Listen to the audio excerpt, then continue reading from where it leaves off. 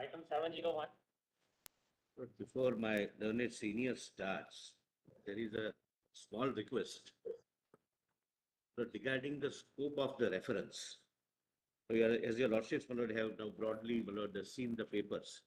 My lord, the reference is whether Article 30, Sub-Article 1, the expression used, establish and administer, is disjunctive or otherwise.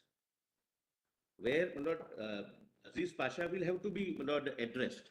But the written submissions which all of us have received from the petitioner is as if Aziz Pasha is being reconsidered, as if this bench is sitting as an appellate bench. My lord, I have, my lord, in my written submissions, My lord, narrated. Only a minute, if I the can. capacity of the solicitor to interrupt and take the stage is legendary. Let us begin, and he will answer, and we will answer him.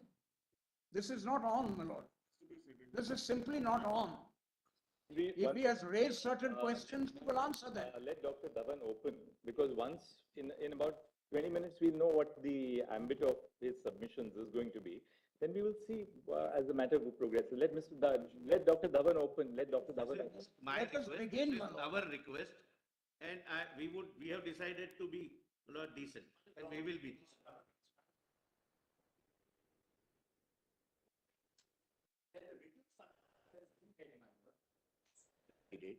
Both individually on the issues, quite apart from being disjunctive or conjunctive, that's one part of it. But on the individual issues under Article 30, whether Aligarh Muslim University was administered or, let's read and as or established, on both those issues, the court ruled to say that it is neither administered by minorities or established by minorities. That correctness of the finding has never been referred. Has ever been referred. That's all that we wanted to point out. That will be your submission. That will be your submission in this. Yes, that's all. My lord, whether this reference is sustainable is an argument I'm going to make. Because in fact, Because one the curiosity. premise that these What is this, my lord? I've never seen this in the Supreme Court. Mr. Guru, we are now a bench of seven. We are a bench of seven. Let Dr. Dhawan open his argument. As the matter progresses, we'll understand what is the scope of the controversy, and then we will decide where. This is simply unfair. Yes, Dr. Dhawan, we'll start. In fact, it is fair. We know that please, what is the please. One person goes on air, Masha, the other person says the reference is not maintainable. We will address these issues. You won't be able to. You answer. You answer, and we will answer you. My only request, my lord, is this. Yes. There is a certain slack we might require in your lordship's timing. We appreciate, my lord, that this is the busiest court in the world. You are overwhelmed in a way in which no court in the world is overwhelmed, whether it's 136 or whatever it is. The time that your lordship can give, Lord, is very important. And I would just say that in the light of what has been said, our reply is important. In the 370 case, our reply was curtailed. If required, your lordship may give us time. That's my respectful submission. My lord, I remember G.L. Sanghi was asked to curtail his arguments. Krishna Iyer rang him up in the evening and said, your item is number 1, please continue. These are, my lord, traditions, and I know that the Chief Justice, and I've commended it, is so patient in listening to arguments. It is admirable. Thank you. Don't worry about the fact. Ultimately, our conscience has to be satisfied that we have heard both sides fully. That's right, and our reply. The reason why we set down time limits is because then people have a broad indication. What I understand. There's no repetition by time limit. Lord, yes. Your lordships are overwhelmed. Now, my lord, let me begin by saying about the reference.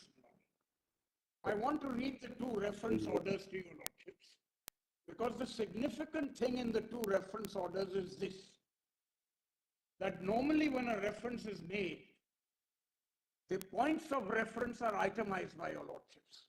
This has not been done in this case. So I've taken the liberty, my lord, in my written submission of itemizing what draws from the 2 reference orders, the first in 81 and the second in 2019. So let me take your lordship straight away to those two particular orders. Because it's important your lordship should itemize what the point of reference is. We get them in volume 3A, right? 3A, absolutely. Show me both, 209. I'm sorry, I'm a Luddite, my lord. I'll have to use the printed text. So much better. One day, my lord, I will learn. That's a promise. My lord, kindly turn to... I thought we could have started with this matter. It should start with this matter. I'm learning, my lord, I'm learning. Well, I am. I appreciate this, my lord. And when I interact with my colleagues, they're brilliant at this in a way in which we never were. Anyway, kindly turn to, what is it? That's the PDF? 209.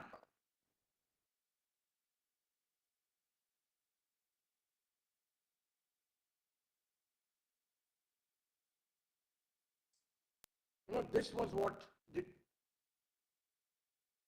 said by a bench presided over by Justice Fazal Ali. It says, after hearing the parties, we are clearly of this opinion that this case involves two substantial questions regarding the interpretation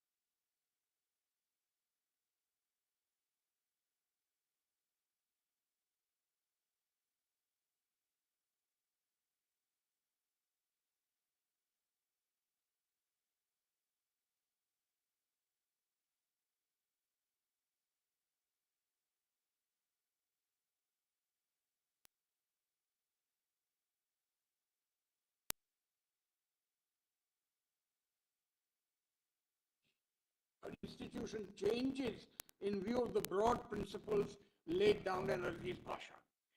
Even as several jurists, including Mr. Sirwai, have expressed the correctness of the decision of this court. Since the point has arisen, we think that it is proper with a larger bench can consider the aspects fully. We therefore direct that this case may be placed before the Honorable Chief Justice for being heard by a bench of at least 7 judges, so that Aziz Pasha may also be considered and the points that arise directly to the essential conditions or ingredients of the winery institution may also be decided once and for all. Then a reference is made to the various criticisms which the court noted. A large number of jurists, including Mr. Sirwai, learned counsel for the petitioner, Mr. Garg, and interveners Dikshit and Taskar, have also stated, Mr. Garg and interveners Dikshit and Taskar have also stated that this case requires reconsideration. In view of the urgency that this matter may be decided as early as possible, we give liberty to counsel to mention it before the Chief Justice. So here, my lord, is a clear statement. Of course, that reference was not made eventually. But we have now to consider the reference that was made by my Lord Chief Justice Gogoi. Your Lordship may come to 216.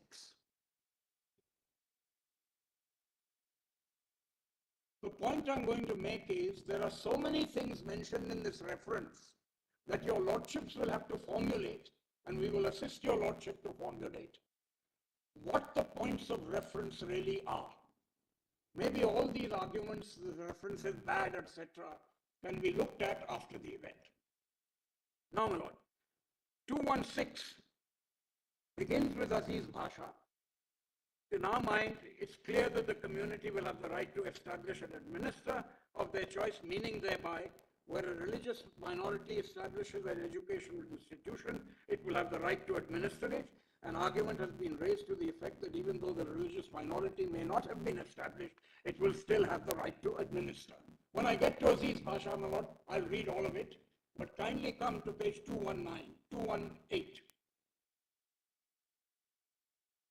It's a very interesting comment, my lord, your lordships have made, which really, in a sense, takes us much further, where in paragraph 2, it is said the judgment of the Allahabad High Court, which is under challenge, rejects the prayers made on account of the decision of Aziz Pasha.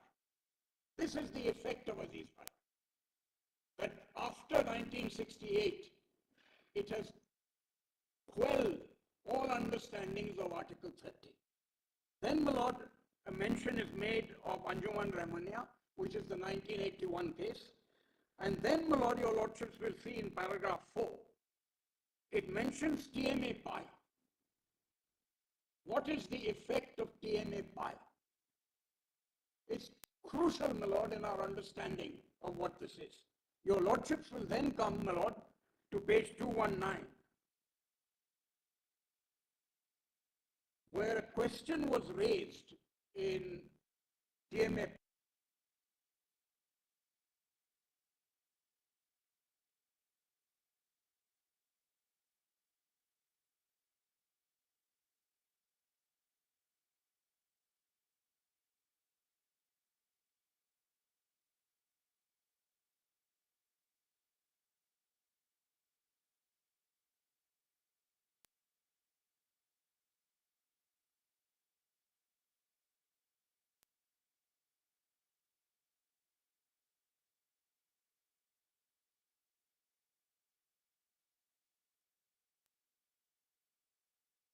Now, Yashpal, my lord, looking at the UGC Act, which Pasha refers to, but nevertheless, it does it. UGC Act, my lord.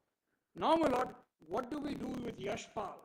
And then, my lord, over the case 221, having regard to the background as stated above, when the precise question was already referred to the 7-judge bench but not answered, we are of the view that the present question set out above should be referred.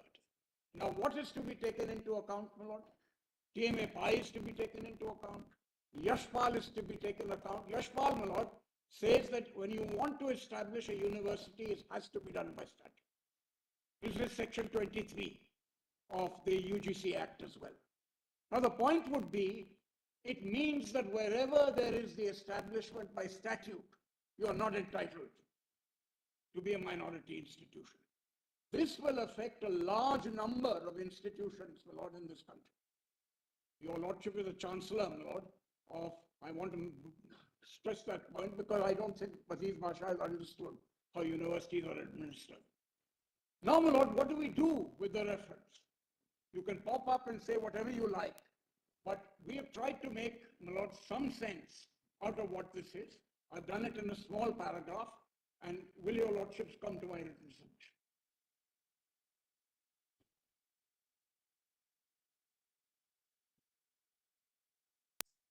Lord, my learned friend says that in 220, Aziz Pasha has to be reconsidered is mentioned twice. This is there, my lord, in the reference. But unfortunately, that bench did not delineate what the questions are, which normally, my lord, happens. Now come to my written submission. Of course, the order, the referring order by Chief Justice Gogoi, Brother Justice Khanna and Justice Nageshwar Rao refers to the questions which were formulated in Justice Fazal Ali's original order. Says that, well, those questions were never answered. No. No, there were two questions which were formulated by Justice Fazal Ali. In fact, he began by saying two questions arise. Yes. He didn't formulate them as 1 and 2, but it's obvious on the first page the learned judges formulated the two questions. But the very fact that it refers to 2MA Pi and Yashpal has to be taken into account, my lord. It's as simple as that, my lord. Now, my lord, kindly. Questions were formulated by Justice Fazal Ali is referring to. To some extent, my lord. To some extent. But this court looked at the later decisions of this court. And the later developments which have That's taken right. place as well. Now, my lord, kindly come to my written submission. This is volume 1A, Because you have the 2004 Act which comes in, then Yashpal is there. That's right, And my then TMA Pai tells us how do you define a minority?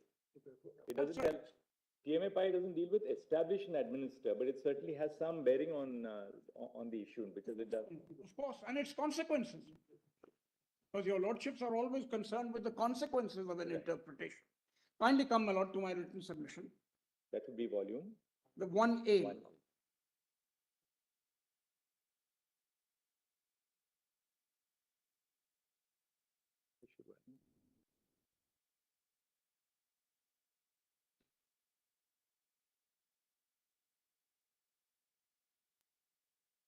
But kindly turn to page 7,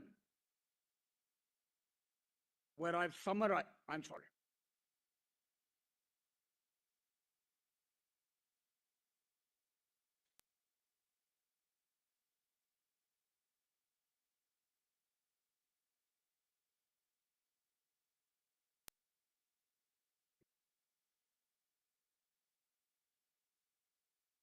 So Dr. Dhawan? Now, my lord, after what I've read to your lordships, I've dealt that. Kindly come to page 8, 1.5. To my mind, my lord, since Yashpal, and of course there's the National Minorities Act, my lord, which is very important, I have, my lord, indicated what the possible reference could be. And that your lordships will find at the bottom of page 8.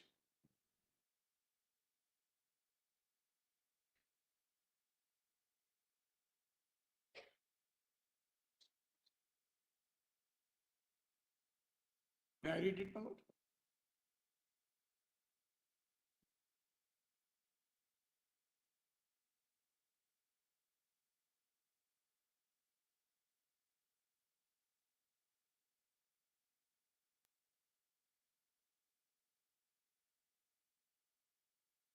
Yes. Now, my lord, at the bottom of 8, I've succinctly put what the reference should be. Whether the decision in Aziz Bhasha is internally contradictory in its reasoning on facts and law, contrary to the authoritative decisions of this court, rendered nugatory by subsequent statutory changes, and contrary to the constitutional dispensation of Article 30. This covers, my lord, the later portions and the earlier portions. Now here, my lord, I put the issues that arise from this. The first is, was Aziz Bhasha correctly decided, and whether it suffers from internal contradiction and reasoning on facts and law? This, my lord, I'll place Aziz Bhasha before your lordships. Did Aziz Bhasha need to be considered in the light of earlier and subsequent decisions of this court? What is the effect of Aziz Bhasha in the future decisions of the Allahabad High Court, which applies Aziz Bhasha completely and strikes down the statutory amendments through the 81 Act? My lord, when we went to the Allahabad High Court, Chief Justice Ray simply said, this problem of Article 30 and Aziz Bhasha is by a bench, authoritative bench.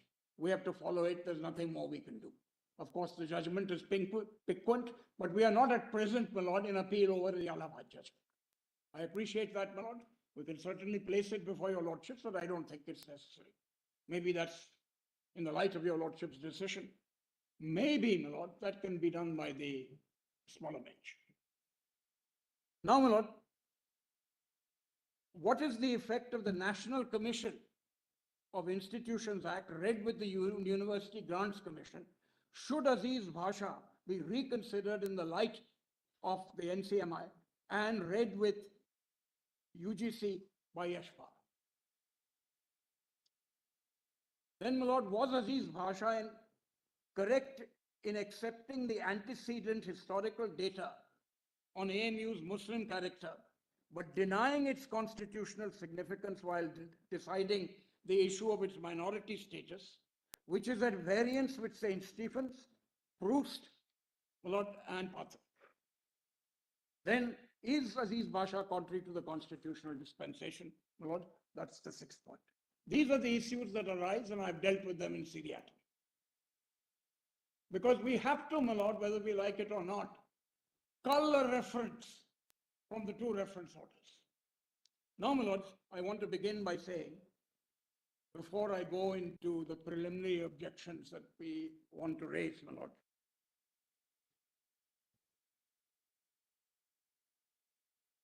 I think your lordship will bear in mind that India has a diversity which is more than continents and any other country in the world. Your lordships have listed they've listed only 22 languages in the 8th schedule, but in actual fact there are much more. As you go across even my state of UP, you will see the variation as it goes, and they want to preserve that language. Tulu, my lord, that is the basis of TMA PIEs.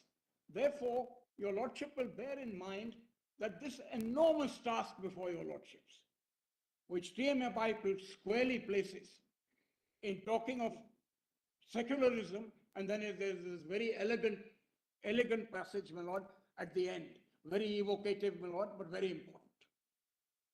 So when your lordship gets into this question, my lord, your lordship is deciding something that goes to the heart of Indian secularism and to the heart of the diversity of this country, both in terms of language as well as religion. This is so crucial to our understanding of the Constitution. Of course, in 1920, there was no Constitution. But subsequent developments have taken place. In 1950, a Constitution comes. 56, the UGC Act comes. The Minority Act comes. And there's a load of decisions, Lord, which say, look at the historical antecedency.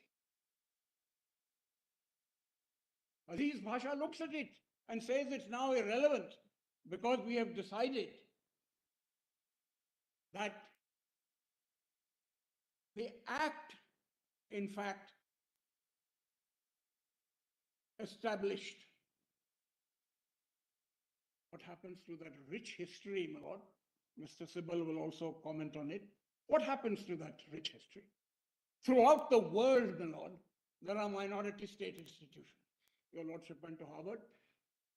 John Harvard came from Emmanuel College, my college, my lord, and we still exchange with Harvard. If you look at America across the board, and if you look at India today, private institutions and minority institutions are the heart and soul of Indian education.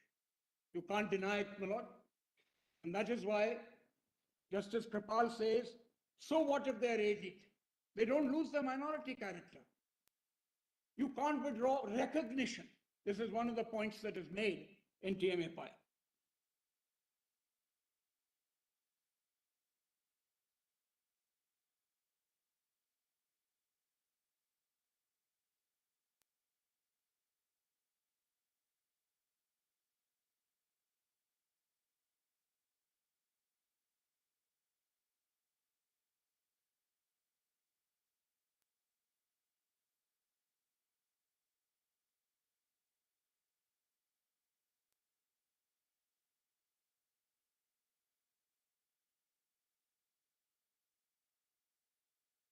Its pleadings and affidavits in the present litigation in the absence of any change in circumstance or new material. The Union of India, my lord, has always defended the statute. In Aziz Bhasha, they defended the 1951 and 65 Act. And when we were in Allahabad and before this court, when your lordship gave a stay order, the Union of India took the view that Aziz Bhasha was wrongly decided. The history should have been taken into account. And how can it change its stance? How can, because of a regime change, how can, my lord, we say that because of the regime change, we change our stance? It can't be done, my lord. I await, my lord, the solicitor's response to all this. And when that response comes, we will reply. But just let me take you to one or two passages on page 10 onwards.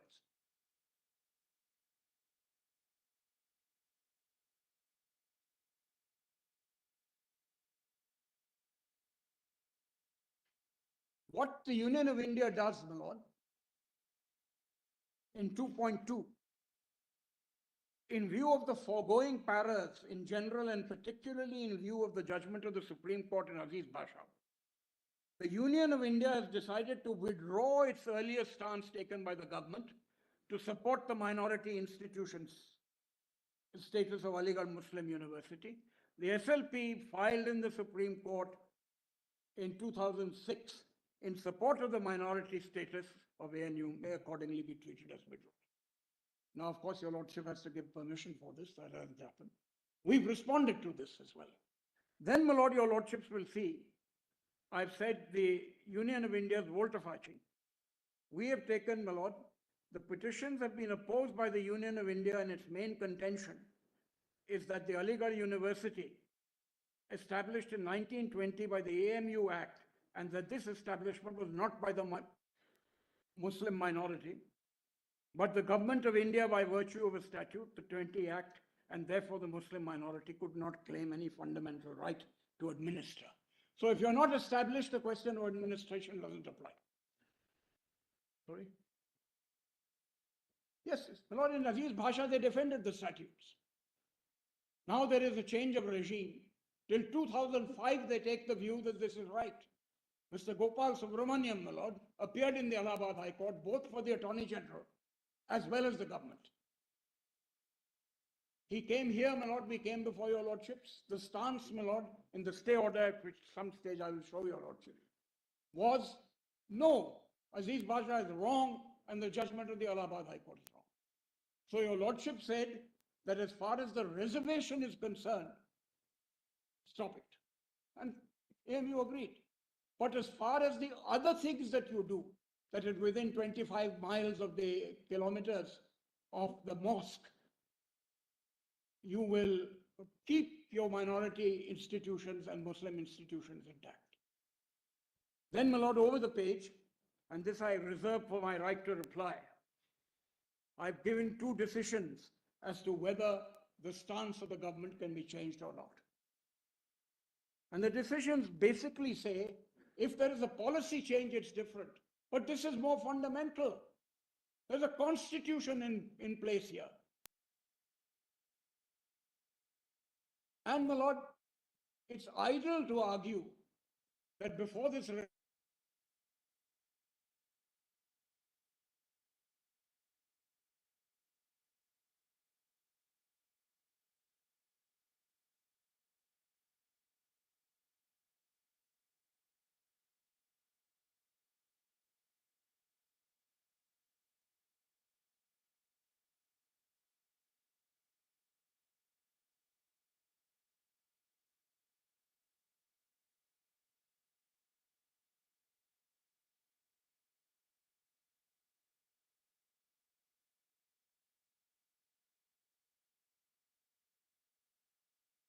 that took place. Now, there is some discomfiture in the select committee, which Justice Vanchu, my lord, points out. But the select committee majority takes an entirely different view.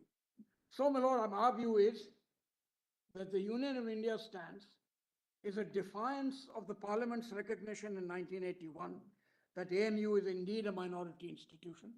It's contrary to the pleadings and submissions made before the Allahabad High Court and this honorable court. Now, my lord, I needn't remind your lordship of Sanjeev Coke, which says that mere affidavits, my lord, will not solve the problem. Then, my lord, I sum up in 2.12. It is the duty bound to defend and follow the will of Parliament expressed in the 1981. The Union of India is not going to defend it, having defended it. Then, my lord, it failed to file a justifiable ground for reversing their consistent stand since 1981 at the governmental level and before the Honorable Court and the Allahabad High Court. In these very proceedings, its failure to state that any new material or legal developments to justify this stance is arbitrary, reasonable, and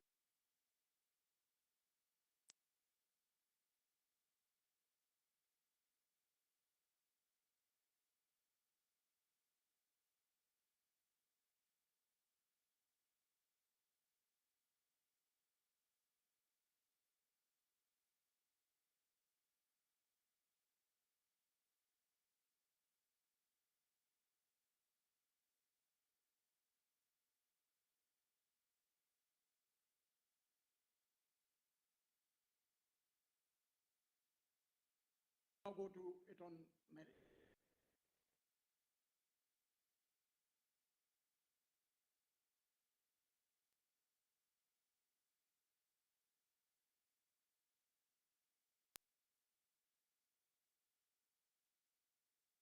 Starting with Aziz Basha.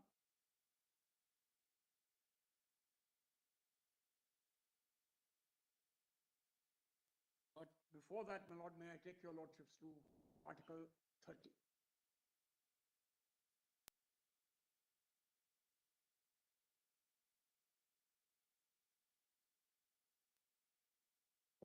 Constitution.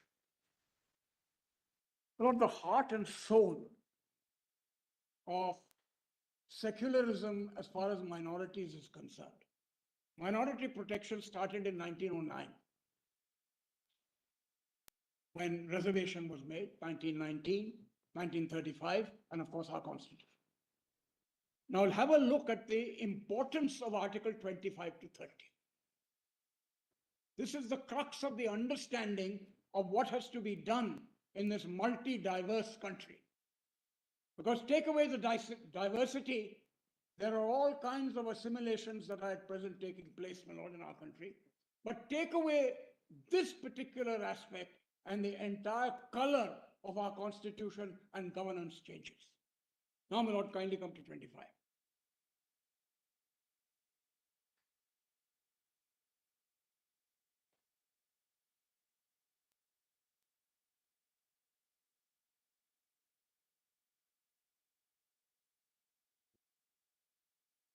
यार कहीं ना कहीं मिल जाएगी दे दो ठीक है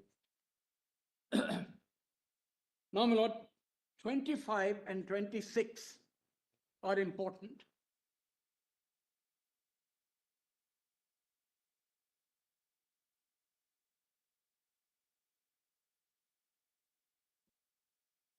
And Aziz Basha went slightly wrong, my lord, in its understanding of 26. In Justice Kripal's judgment of TMA Pi, he says 26 will also give you a right to establish institutions. Aziz Basha says, since you're out in 30, how can you have a right under 26? Now, my lord,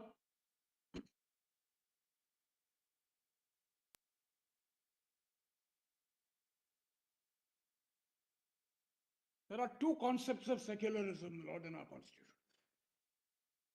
The first comes from 25(2)(a), where it says regulating or restricting the economic, financial, political, or other secular activity which may be associated with religious practice. This is where secularism is mentioned. And this is the negative view of secularism, saying that these rights will be subject to secular. This is a very narrow view.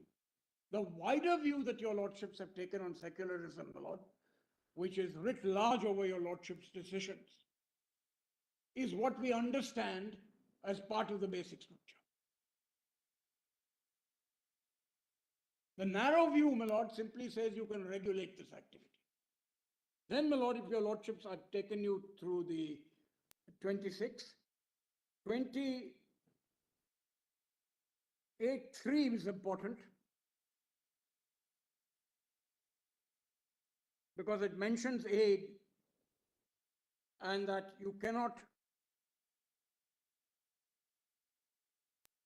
because of the aid, that there are some limitations on what you can do. This is now fully explained in TMA Pi and not fully explained in Bhasha.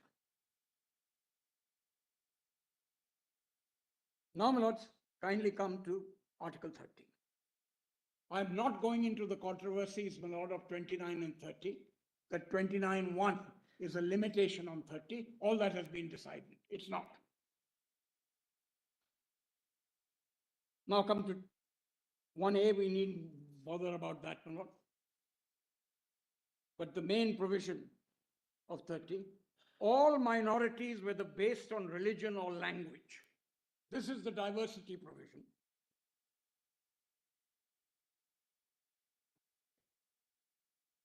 shall have the right to establish This is important. Establish what? And administer educational institutions. Now, this has to be read conjunctively. I have no doubt about that. But one point that your lordship should notice is this. What is a minority is something anterior to this. Established and administer are the rights that flow from the recognition of a minority. It's very important, my lord, that your lordship should settle this. Now, my lord, what is it that makes a minority? In my view, my lord, there are three questions. Firstly, the question of origin. Did the origin come from, and where mother provincial effectively is in contrast? I'm sorry, one gets a little excited. Mother provincial says it does not matter even if a single financier comes in para 8, which I'll deal with. That's enough. All this Aziz Bhasha business of not ignoring the antecedency, my lord, is wiped out. The second question, my lord, is the question of nexus, where Mother Provincial and other decisions take the view that what you have to look at is whether they found the institution or not. And thirdly, my lord, is the numerical test in TMA Pi. Kerala education did not answer that question. We now know that the numerical test is in respect to the state. Of course, some of us who argued Pi and Lord are not particularly happy with this, because we support Justice Uma Pal's decision that it depends on the nature of the statute. But in any case, the majority has held this. Then over and above that, my lord, we have to look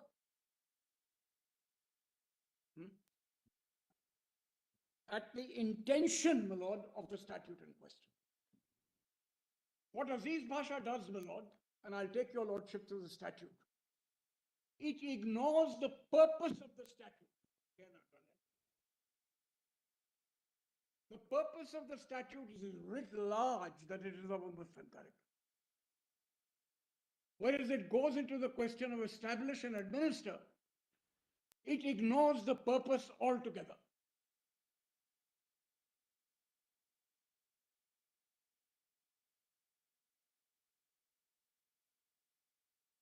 Now, my lords, I'll briefly, my lord, indicate to your lordships what my broad argument on Aziz Bhasha is going to be.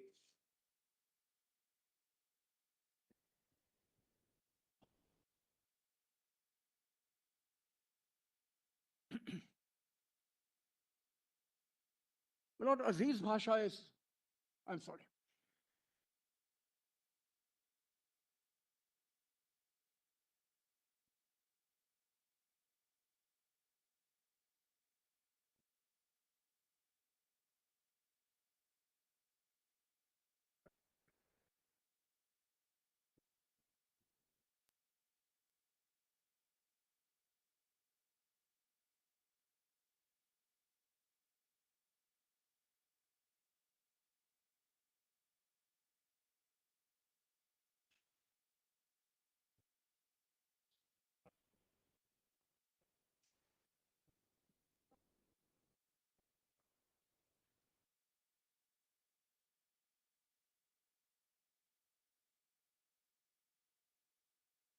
Yeah.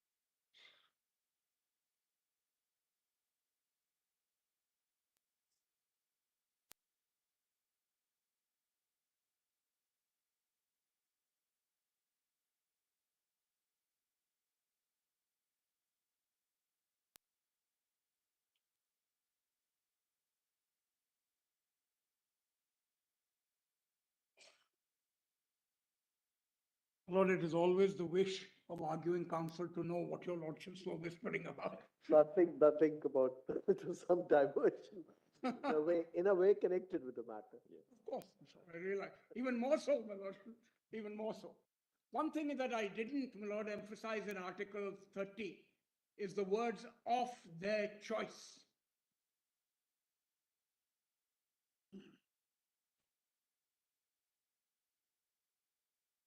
Now, my lords, I'll briefly outline first what Aziz Basha does, my lord, and then take your lordships through the decision.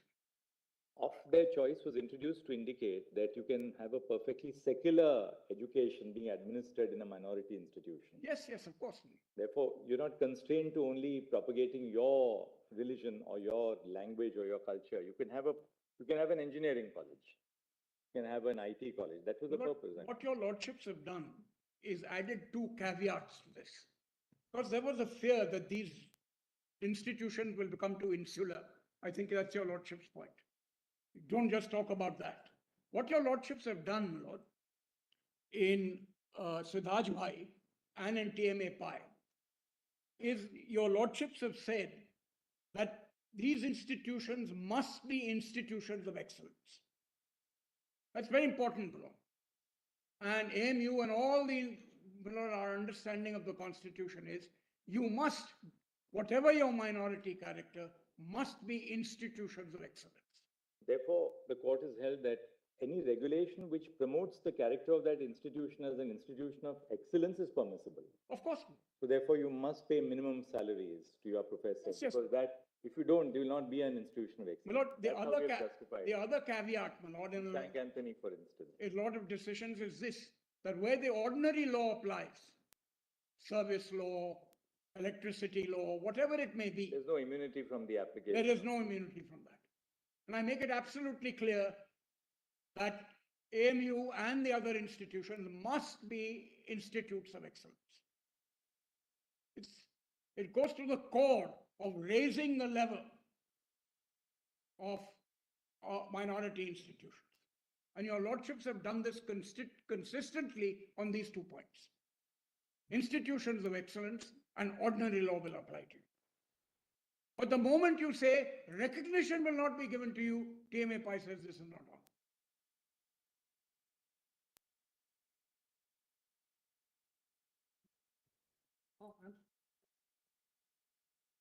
Funding, affiliation, my lord, all that will be impediments.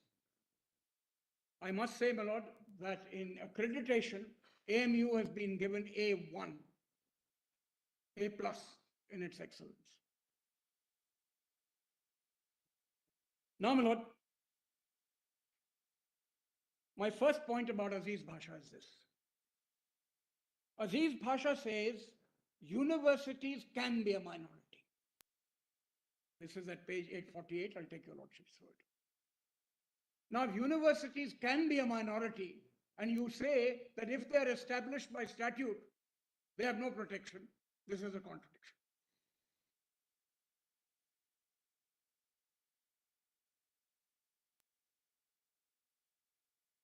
Because now, my lord, as ever, universities can be established in only 2 ways.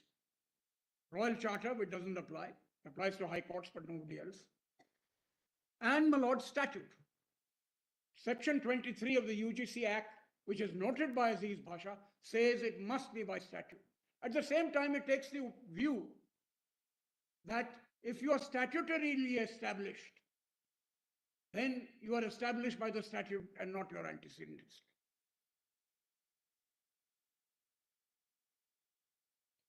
The second, my lord, is Aziz Basha, my lord, recognizes the background and antecedents role that the MAO College made in building this institution. This it does at page 849. I'll show to your lordships. And it is said, my lord, it is clearly Muslim. The third point that I want to raise before your lordships, because I want to take your lordships to the Act of 1920 and of course the Act of 81. It ignores completely the purposes of the Act. So all the provisions that actually deal with its Muslim character are totally and completely ignored. Now, my lord, there is one thing, and your lordships will appreciate that. Aziz Bhasha, my lord, does not wholly understand how universities are run. It mentions the Governor General, it mentions the Rector. Universities, my lord, have a dual system. Firstly, and your lordships will appreciate this as Chancellor, and this is that you will supervise if necessary, you will inquire. All that is written, my lord, for example, in section 7 of the Bangalore. It is there in NUJS, it is there in Sanchin. So one aspect, my lord, is the external institutions that are kind of suo motu ombudsman. The second part is the statute itself and the institutions of the minority. The emphasis in Aziz Bhasha that the rector has this enormous power, my lord, is unfounded. In all universities, the rector later became the visitor. In all universities, the chancellor, the rector, or the visitor has this supervisory power, and that will not, my lord, interfere at all with the minority status. My next point is, my lord, that Aziz Bhasha ignores the alternative meanings to establish. This is relevant for our understanding of Mother Provincial.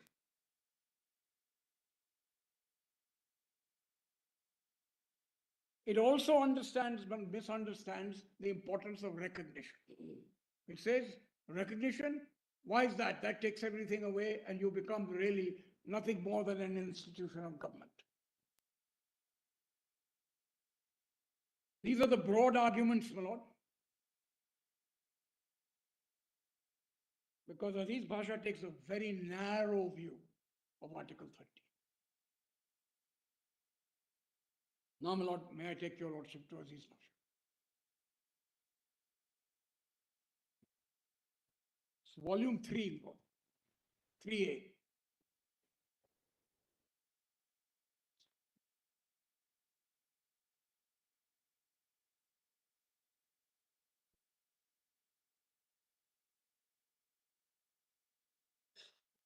Will your lordship turn to 3A?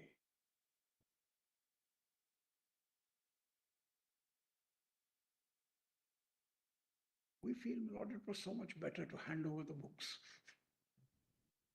So much better this way. I know, my lord. There's no time spent in handing over books. No, but the point is, one went straight to the point, and then the books came out, went into the. So there was a continuity that we had, which is somewhat broken, my lord. But that doesn't matter, my lord. I told your lordships I'm a Luddite and amazed at your lordships' dexterity. Now, my lord, page 3 of 3A is where the head note is. From the head note itself, which I won't read out, but I'll read from the judgment. It goes into the antecedent history and says it's very important, and then ignores it because the 1920 Act is there. But let me take your lordships, my lord, to the judgment itself.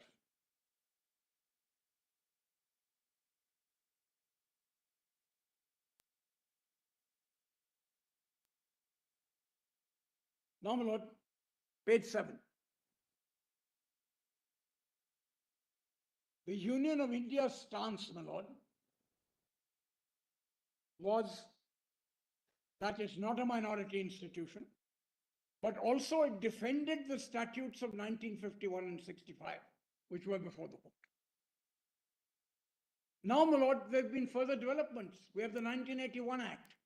How can you now say the 1981 Act, I mean, I can understand that the Allahabad High Court knocked down 3 provisions of the AMU Act because they said it was a usurpation of the judicial power. Now, my lord, the Chief Justice has dealt with this, and Pavitra too.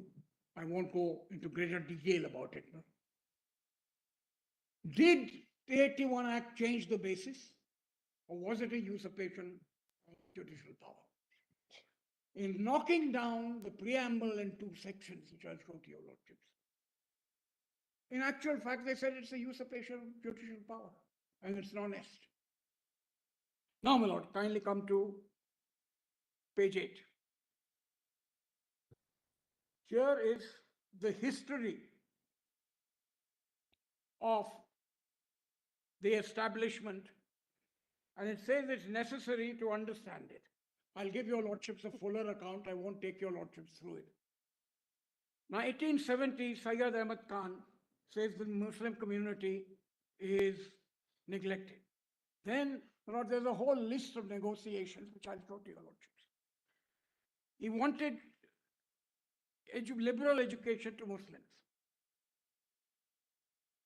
Then he says in 1872, the MAO was established. And then, my lord, in sequence of activities, a school was opened. Then Lord Lytton laid the foundation stone. The MAO College was established thereafter, and it is a flourishing institution by the time of Sayyid Ahmad Khan.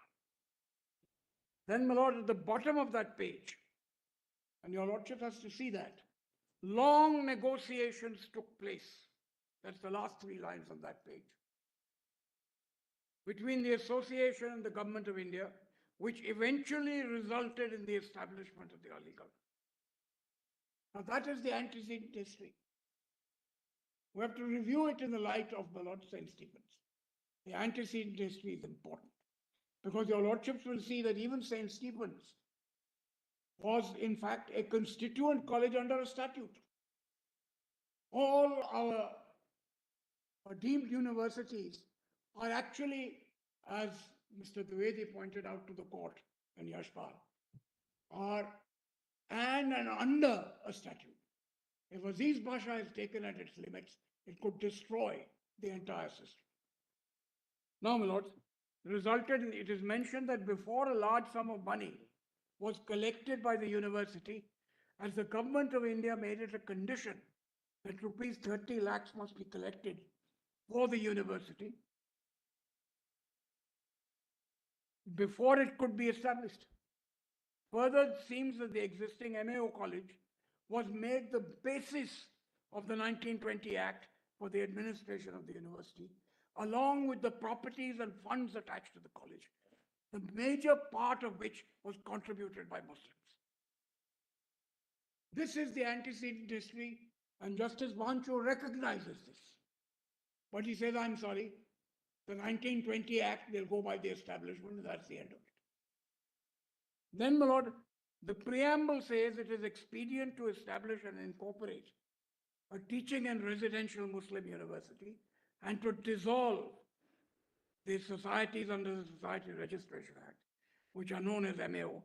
Aligarh and Muslim University transferred to vest in the university all the properties and rights of the said societies and the Muslim Universities Foundation. Now, this is important, my lord, because a continuity was established between the pre-1920 Act and the 1920 Act. This continuity is fundamental to our understanding. Justice Vancho realizes this, but then ignores it. Now, my lord, kindly come to section 3.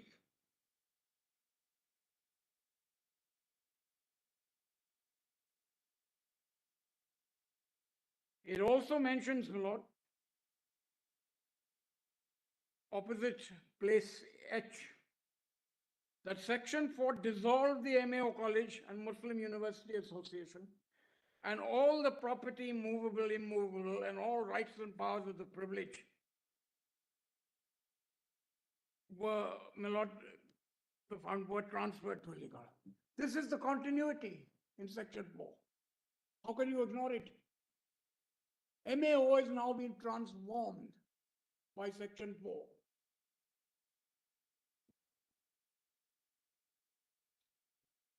Of course, my lord, earlier, because of section 23 of the Act, the court, which was a big body, had all Muslims only. That was amended in 1951. Now, my lord, over the page.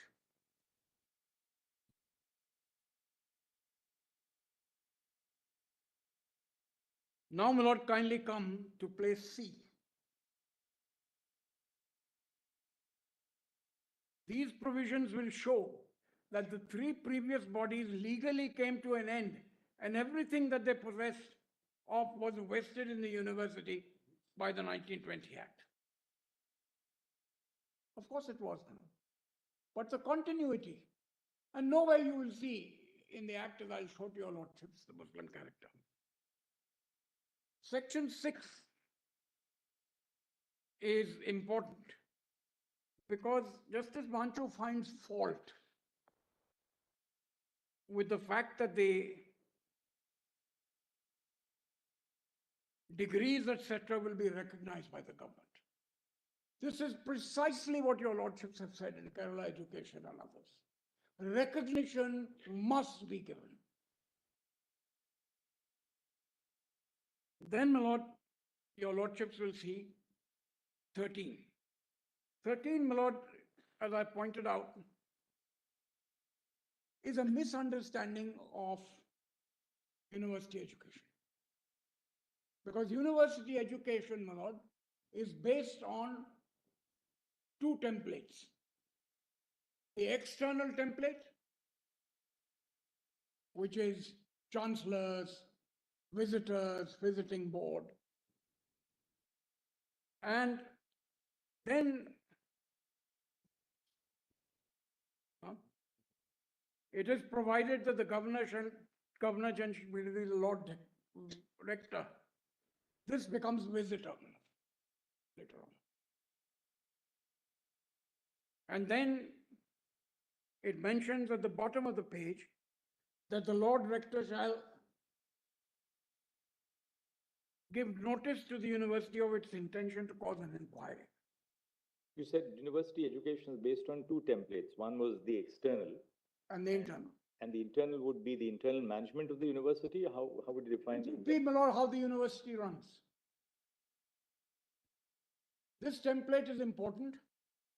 And I might mention, since your lordship, Lord, is a chancellor of these universities, look at section 7 of the Bangalore Act and the Calcutta Act. They're similar.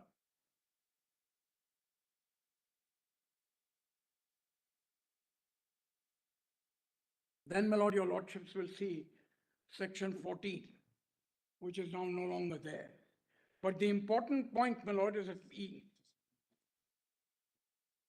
I'm sorry, my lord, my learned friends want me to read C.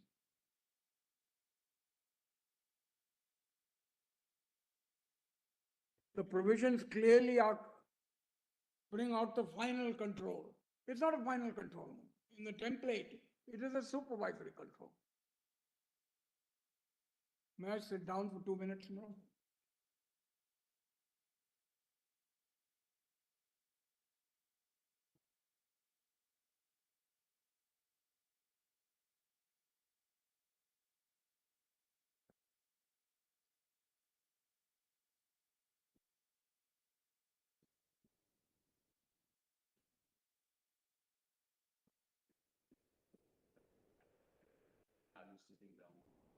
You, Mr. Dr. Dhawan, there's no difficulty. You don't have to stand and argue. I noticed that Mr. Parasar and your lordship said he could sit down. I know, I remember that. And he said no. So I must resist, my lord, and suffer this up to lunch. You can sit down, doesn't matter. Dr. Dhawan, this is because of your lower back issue. Please sit down and please sit and argue. That's perfectly fine. It might aggravate. Yes, kinds argue. Out of concern, I'm saying. And you can move the podium aside. You can move the podium aside and you can have a seat and Mr. Parasaran didn't have the back problem. You you can come on the side and Thank you.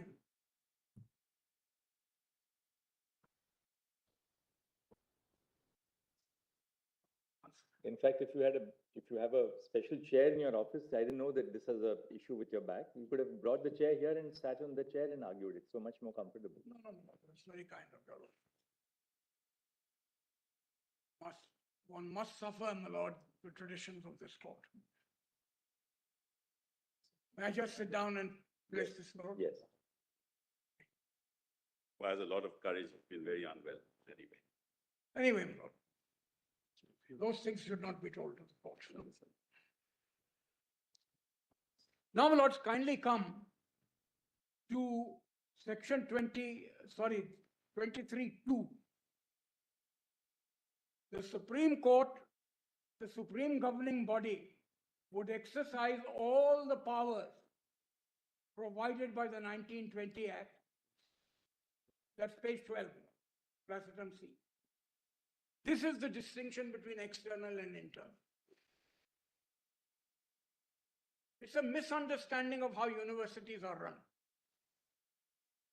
Sir Ashutosh was Chancellor, my lord, of Calcutta, and he took a very prominent view, my lord, in developing Calcutta institutions at Calcutta University. Now, my lords, I come to section 23, my lord, your lordships will say, see that in the 1920 Act, only Muslims, my lord, were members of the court. The court is the supreme body.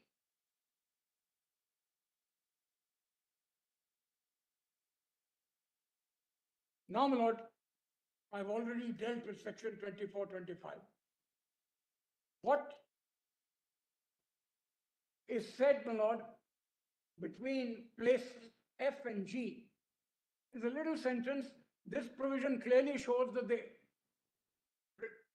that the final power rested with the Governor General.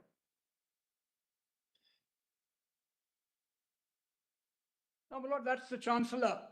And of course, his role completely went, my lord, because he appointed only the first Vice Chancellors, etc. But somebody had to do it. Now, my lord, the whole import of this is at the page 13 at the bottom.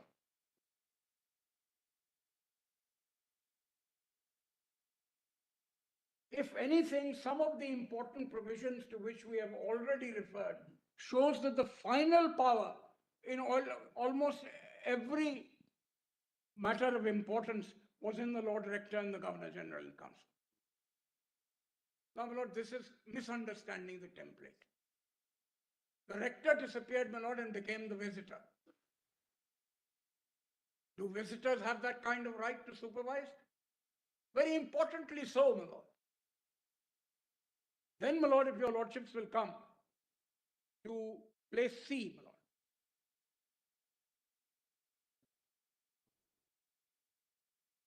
So, my lord, the internal part is mentioned in 14, but I come to place C.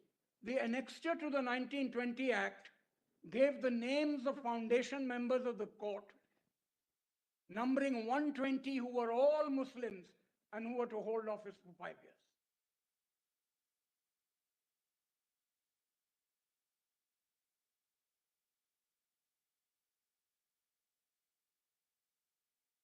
Then section 9 was deleted, my lord. Now come, my lord, to page 15.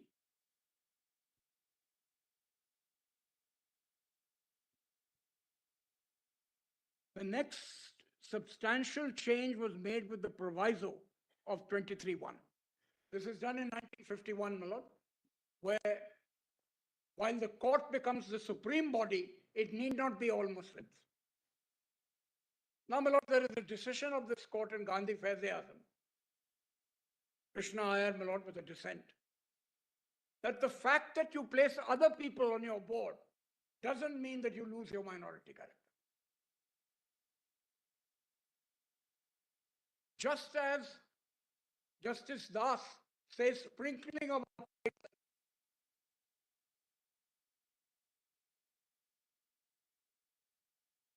in DMFI. I'll show those, my lord, judgments as far as required. Then, my lord, if your lordships will come at 16, place F.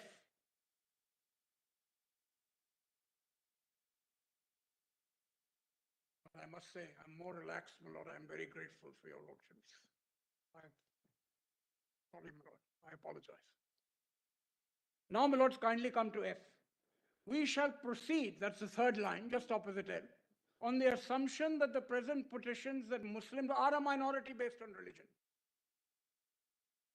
Had he looked at the entire act, my lord, he would have realized what the purpose of the act.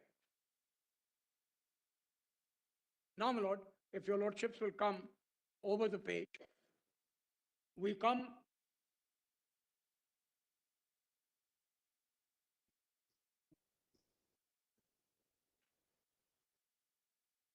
so, my lord, there is really no dispute that they're a minority. And Aziz Pasha says so in so many words. We accept that it's a minority. We accept the connection with MAO.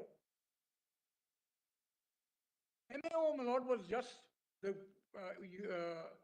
AMU was just the alter ego, my lord. It is a continuity of the MAO Act. Now, my lord, kindly come to page 18.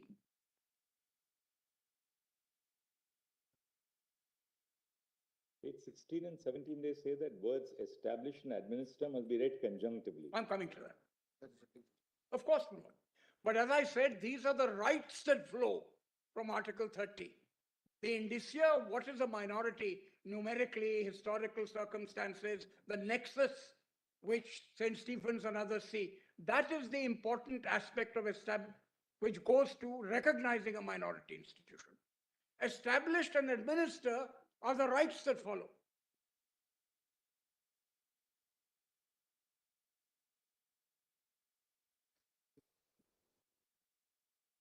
So now, my lord, 17, your lordships will see at A.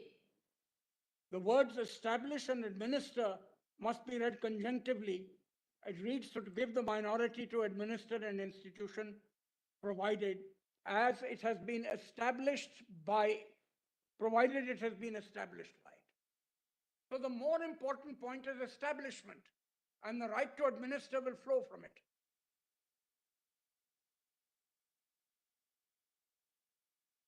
That's important, my lord, because Justice Pancho recognizes, but where does AMU, where does it get knocked out? On the first stage. You were established by statute. So he says, where is your right to administer? It's not there at all. Then, my lord, there is, now this, my lord, is all conjunctive and this, I won't go into that. Now, my lord, the three questions on the top of 18 in Aziz Bhasha was whether it was established by the minority, first question, whether the right to administer ever vested in the minority, and even if the right to administer properties came to be the university, the minority before the establishment of Aligarh University, whether it had surrendered,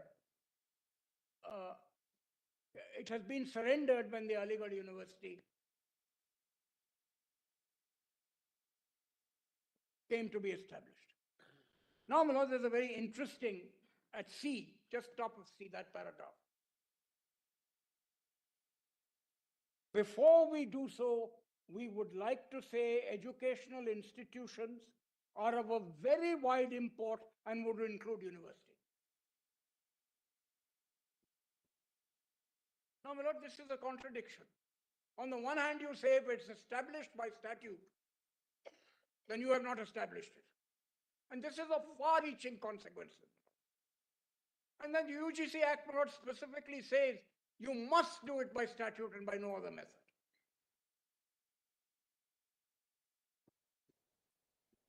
And then, my lord, this was not disputed on behalf of the Union of India, and therefore it establishes, it may be accepted that a religious minority had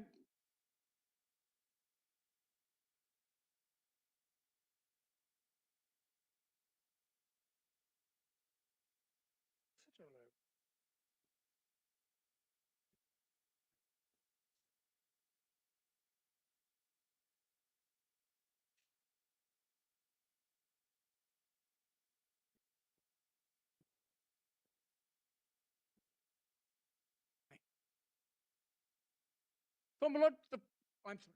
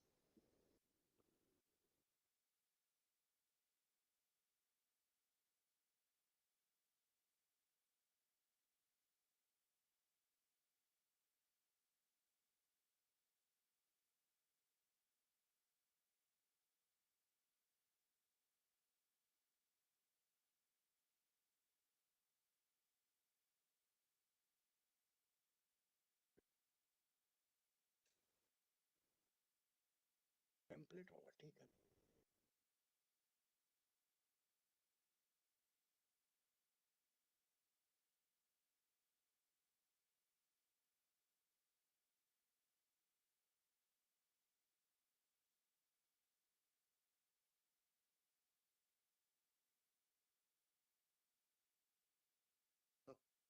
No, no, sorry. Now, I was at 18, that there are very, and would include university. Now, Lord, this is fundamentally important for the future and what Aziz Basha lays down. If universities can only be established by statute, then the first part of Aziz Basha says, you have not established it. On the other hand, universities are part of the minority character. And the Union of India, my lord, accepted that a religious minority has the right to establish a university. Fundamentally, my lord. Now, my lord, we come to the famous St. David's College. When I show seal white to your lordships, the lord, he says one line seems to have been relied upon. Now, we have looked at it carefully. The reason why David's College was decided in this way was that although it had the right to confer degrees, it was not recognized by Royal Charter. So this is, my lord, the support from St. David's, which I'll show to your lordships, my lord, if required.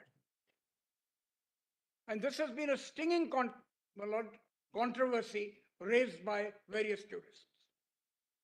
Then, my lord, kindly come to the important part of the University Grants Commission at the bottom of that page.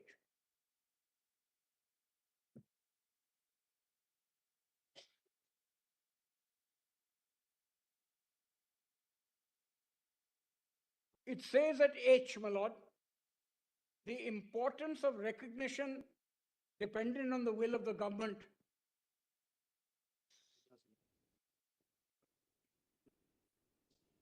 cannot be minimized. Now, my lord, all the decisions on Article 30 say that you cannot hold back recognition. So Section 6 is right. Now, my lord, at the bottom of that page, it was only in 1956 that Section 22 of the UGC lays down the right of conferring degrees shall be exercised by a university established or incorporated by and under a central act. When we were arguing Yashpal, Mr. Dwivedi made the very important point that this must be read conjunctively. That is, established and incorporated. Then, my lord, kindly come to B.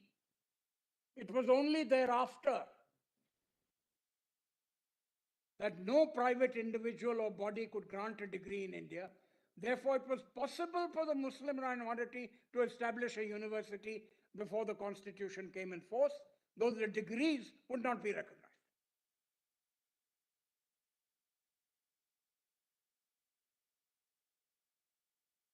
Now, where are we now? Because we have to take into account the UGC. What is Aziz Basha's implication? On the one hand, you say universities can be minority. On the other hand, you say if it's established, I'm sorry, you have not done it. Then, my lord, kindly come.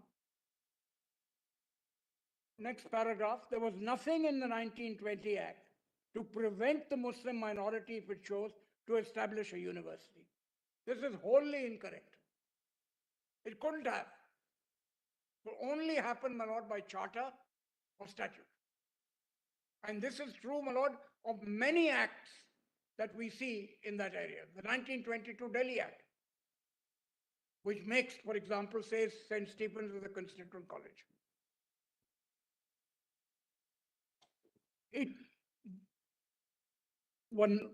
But if it did so, the decree was not bound to be recognized by the government. Well, this is now, my lord, history. You have to recognize it. Recognition cannot stand in the way of a minority character. Then, my lord, it says in the absence of recognition of the degrees, it may not have attracted students. And that is why we find the constitution came into force. Most of the universities were established by legislation. Incorrect. All the universities were established by legislation. Now, my lord, then Aligarh University was also in the same way established by legislation, provided the Section 6, the degrees, diplomas, and other distinctions granted or conferred by persons of the university shall be recognized, as are the corresponding degrees, diplomas, and other academic institutions. Then, my lord, it is clear that even though the Muslim minority could have established at Aligarh 1920 University, it could not insist that degrees granted by such university should be recognized. This is wholly, my lord, at variance with the jurisprudence of your court. Recognition and affiliation, TMA Pai says, cannot stand in the way of the minority character.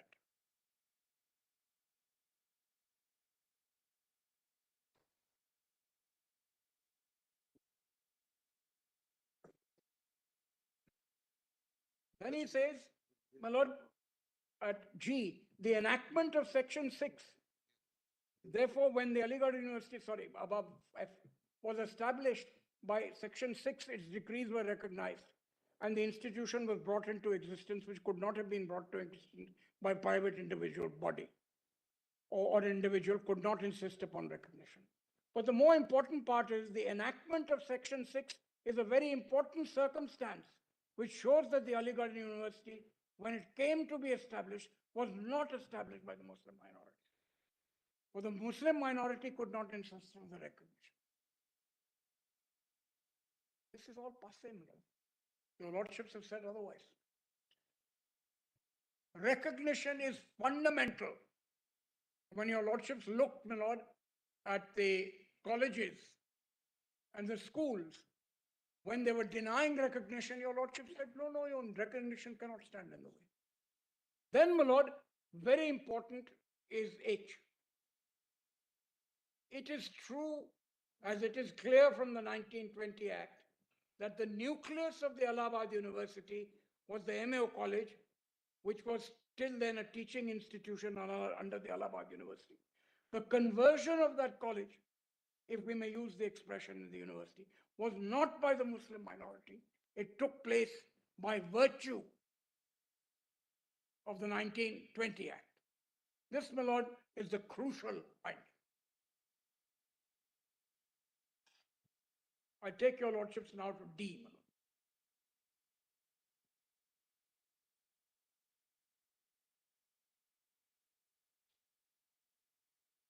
lord. Now, my lord, at D, it may be that the 1920 Act was passed as a result of the efforts of the Muslim minority, but that does not mean that Aligarh University came into being under the 1980 Act, 20 Act, and was established by the Muslim.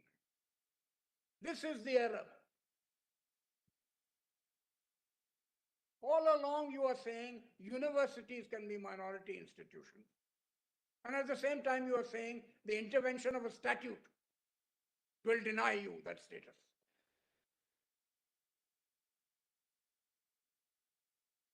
Then, my lord, I come to this. No. It says, my lord, that funditio incipiens and funditio perfections. My lord, this means, the incipiens means at the process of granting recognition. And, my lord, the proficience means, my lord, perfecting it. In actual fact, it's wrong to rely on only the latter.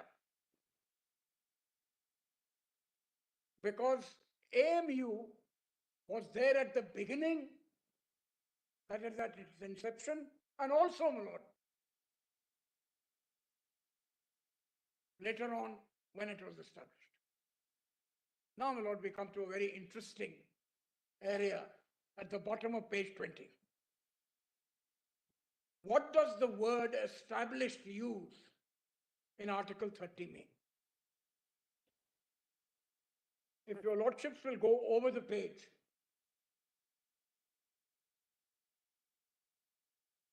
it gives the different meanings of the US to settle firmly, to fix unalterably, to establish justice, to make or form as to establish a uniform rule of nationalization, to found or create, to regulate as Congress shall have the power to establish posts, to found, recognize, confirm or admit. Now, my lord, it mentions the Oxford Dictionary, and it says establishment has a number of meanings: to ratify, confirm, to settle, to found, to create.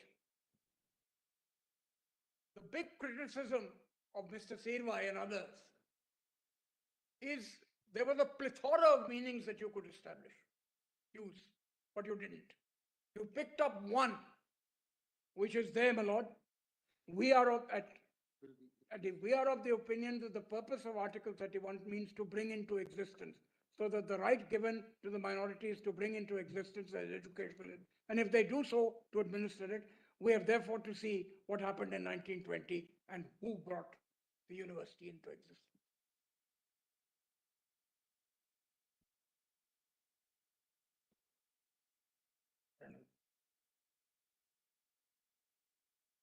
Now, my lord, Mother Provincial, which is a six-judge bench judgment, confirmed by TMA Pai, uses the word found, which I'll show to you. It's fundamentally different. What is the distinction between found and bring into existence? My lord, bring into existence, according to the judgment, is to incorporate, whether by charter or otherwise. Found means you take into the antecedent circumstances.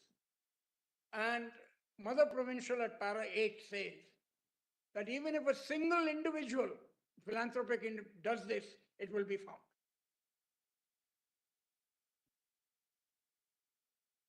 We're not, my lord, in the process of just a legal interpretation, my lord, of 30. We're in the process of looking at the entire process, and he's absolutely right in looking at those Latin terms at the instance of preparation and, my lord, at the instance, my lord, of founding.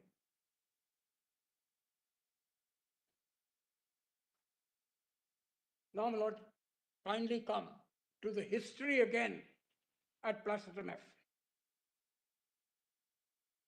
From the history we have set out above, it is clear that those in charge of MAO College, the Muslim University Association, and the Muslim University Foundation Committee were keen to bring into existence a university at Aligarh. There was nothing in the law to prevent them. But that's not true. But if we say found, the connection can be seen between the past and the present. Then comes, my lord, a very important part at H. It may be accepted for the present purposes that MAO College and the Muslim University Education Association and the Muslim University Foundation were institutions established by the Muslim minority. Then over the page,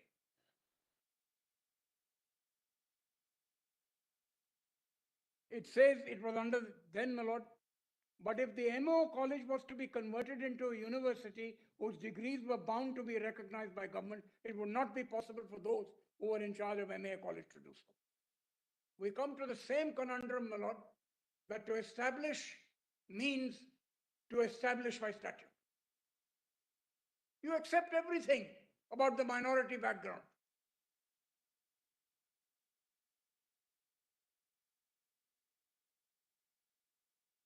Then, my lord, if your lordships will come to Placetum F.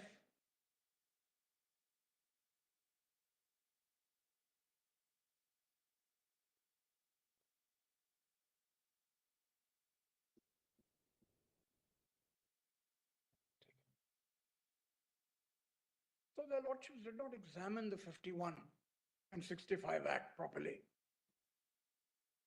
Now, my lord, come to F. Nor do we think the provisions of this act can bear out the contention that it was the Muslim minority which was administering Aligarh University after it was brought to in existence.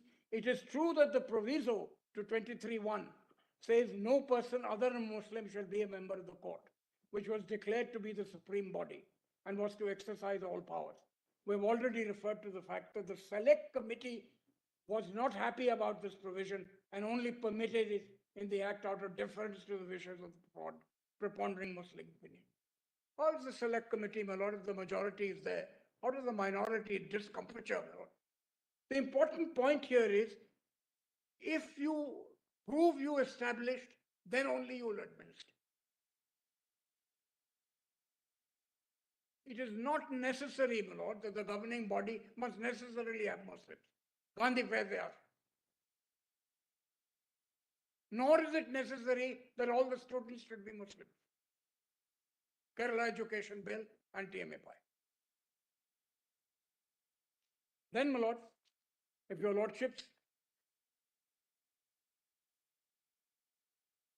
after, my lord, noting that the members of the court, the supreme body, shall all be Muslims, this is what is said at place C on page 23. It will then be seen that besides the fact that the members of the court had to be Muslims, there was nothing in the act to suggest that the administration was in the Muslim minority as such. Wrong. We have to see the act, my lord. The two templates, my lord, that I have given to your lordships. The external template and the internal template. Then, my lord, if your lordships will skip all this about Article 26 and come to one part, my lord, 24F. But the right under Act 26 will only arise where the institution is established by religious denomination. It is in this event it can claim to maintain it. So, my lord, TMA Pice specifically says 26 is the right. And you say you can't prove establishment, therefore your right disappears. Then, my lord, I won't trouble your lordships with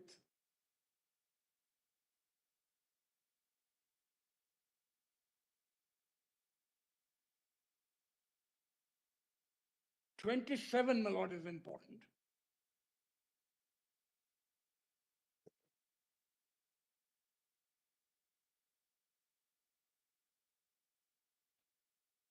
So this was an argument based on Article 19, but what is important, my lord, if we see the act, my lord, there is a transition in section 4 from MA college surrendering its rights. So, my lord, we have MAO college, all its property goes, the old students who are there have to sit the exam. This continuity, my lord, according to this judgment, is broken by the 1920 Act. And therefore we come, my lord, to place C. Therefore, when the Constitution came into force, there was no property which was held by the Muslim minority. As such, for the property vested in the corporate body, the Aligarh University. Even assuming that before 1920, the property was surrendered, which was the property of the Muslim minority, the 1920 Act put an end to their rights. What transitions take place? You have a college, it gives all its property, it gives everything. And that is the continuity, which is broken now because of the view of the 1920 Act.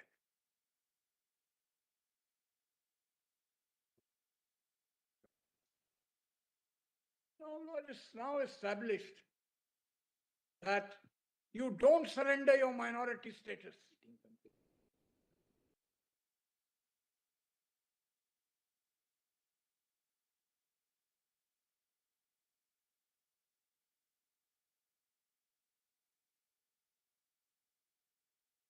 So, my lord, these are the contradictions in TMAPI. It was a Muslim minority, Muslims in Basham.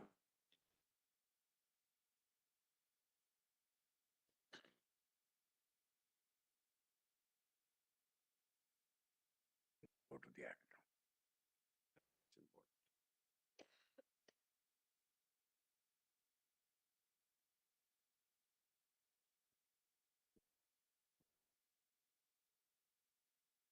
Actually, to act comes later. 1920.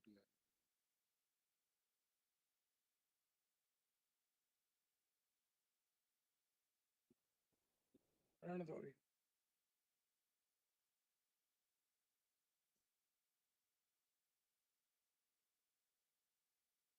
Where is my copy?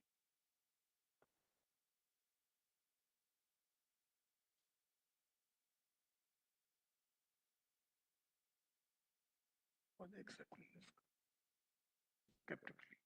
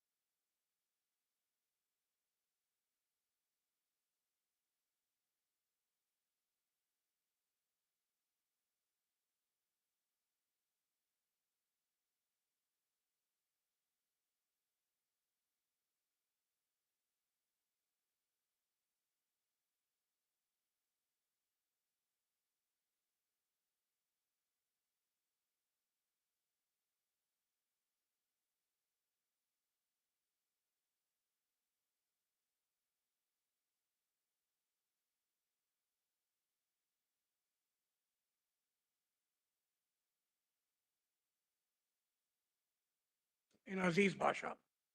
On the one hand, it says a university can be a minority. On the other hand, it says if it's established by statute, it can't be. It says the nucleus comes from MAO, but we can ignore it. Now, this, my lord, is simply unacceptable in the light of St. Stephen's and others. The antecedent history is important. And this, sorry.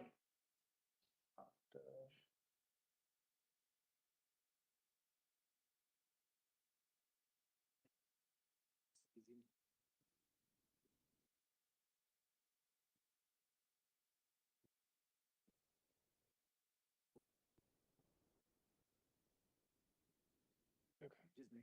We'll come to that.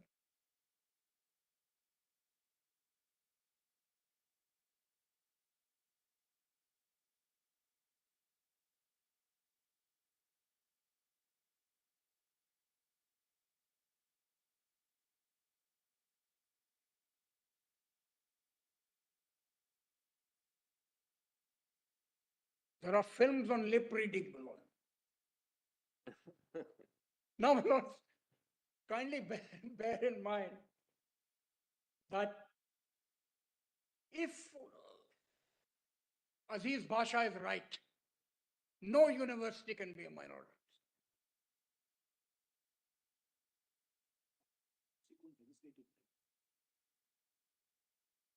It's contrary to legislative practice, but my lord, no institution and a deemed university which has been recognized as a minority was established, in the words of Mr. Dwivedi before Yashpal,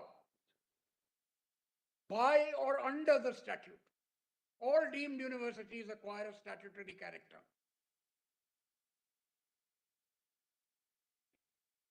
Or you say it's established, a deemed university is established by and under, my lord. This implication, my lord, is of important significance. Now let me take your lordship to the 20 Act. Volume 3G, my lord.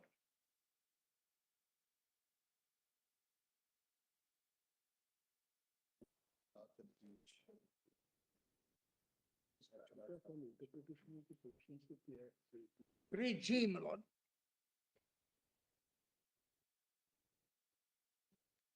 PDF 4?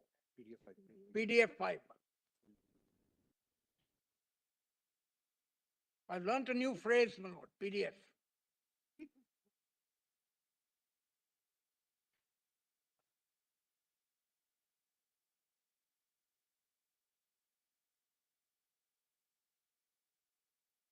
Is your lordship there, my lord?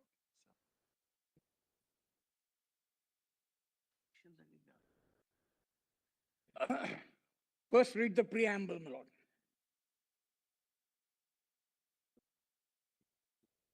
In the 1920 Act as it was, my lord, there have been changes in 81. Whereas it is expedient to establish an incorporated teaching and residential university at Aligarh and to There is a Muslim. Muslim university at Aligarh and to dissolve the societies registered under the Societies Registration Act, which are respectively known as the Mohammedan Anglo-Oriental College and the Muslim University Association, and to transfer and to rest in the university all properties of the said societies and of the Muslim Foundation Committee. This is the continuity, my lord, that is there. Now, my lords, just have a look at 2H, my lord, which says university shall mean Aligarh Muslim University.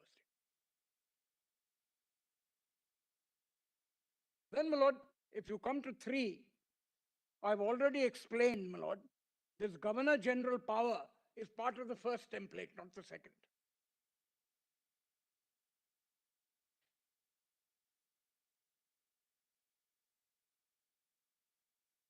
Now, the continuity your lordships will see in section 4.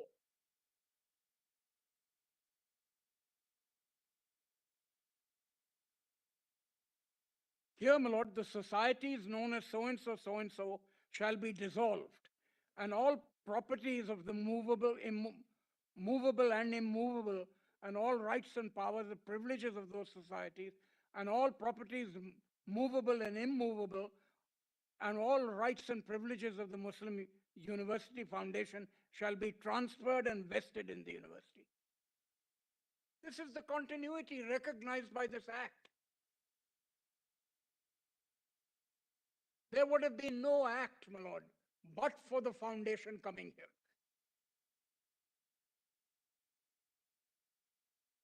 Then, my lord, all debts, liabilities, and obligations shall be transferred to the university, which is 2. All references in any activity, in any enactment to either of the said societies shall be construed as references to the university. Any will, deed, or other document, I won't read all of it, shall be construed as if the university was therein named instead of the society or committee. Then, my lord, subject to any order of the court may make, the buildings belonging to the MAO shall continue to be known and designated immediately before the commencement of this act. Finally, my lord, subject to the provisions of this act, every person employed immediately on the commencement of this act in MAO shall hold employment under the university by the same tenure, same terms, and then, my lord, pension, as if the act had not been passed. Now, what is section 4, my lord? How do we interpret it? Aziz Bhasha, my lord, interprets it negatively.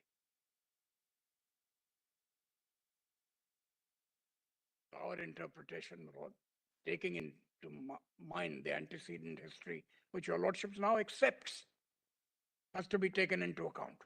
St. Stephen's has a huge, my lord, para on this. It says even the motives, my lord, if you see it, St. Stephen's, even those motives show its character. Now, when Siddharth Shankar Ray was arguing before the Allahabad High Court, he gave 3, my lord, volumes on the motives. I'm not going to trouble your lordships with that one. But clearly there was an institution which in continuity became a university. Then, my lord, 5 come to 2, my lord. All this is ignored, my lord. The Muslim character is ignored. 5, subclause 2, at the bottom of page 6.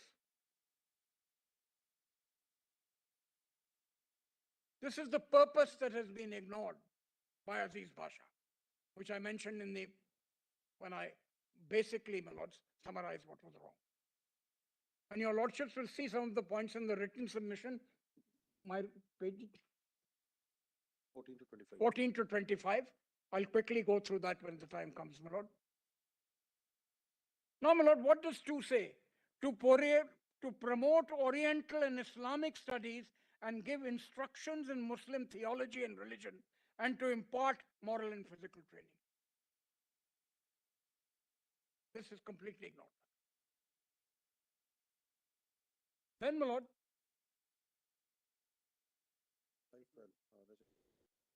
lord, if you come on page 7 to 512,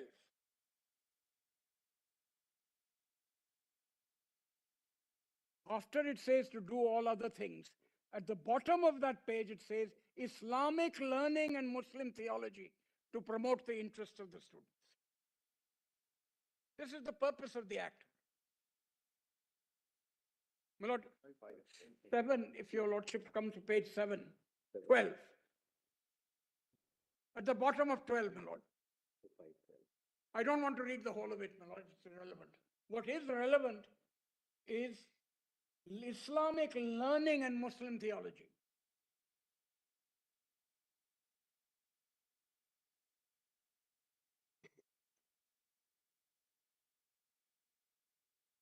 Now, my lord, we come to section 6.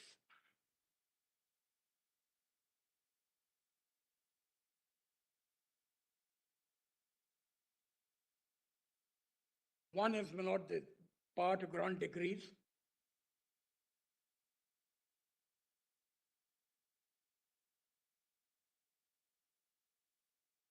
And that 6 says shall be recognized by the government.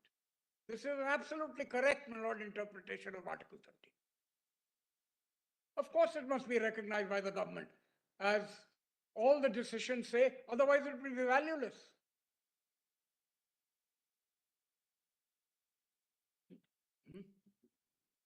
Then, my lord, 7 mentions how the government, my lord, said 30 lakhs should be given by an endowment. The nexus, my lord, is there because it is these institutions that have to provide the 30 lakhs. Now, over the page, my lord, there is an interesting provision which, of course, would not stand in our feminist jurisprudence, my lord.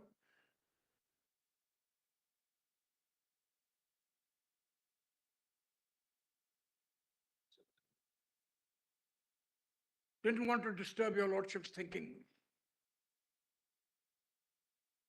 Now come to 8, my lord. This won't stand, but it says something about the women are exempted. Now this will not stand, my lord. But the understanding at that time was this was linked with Muslim jurisprudence. And now it is deleted.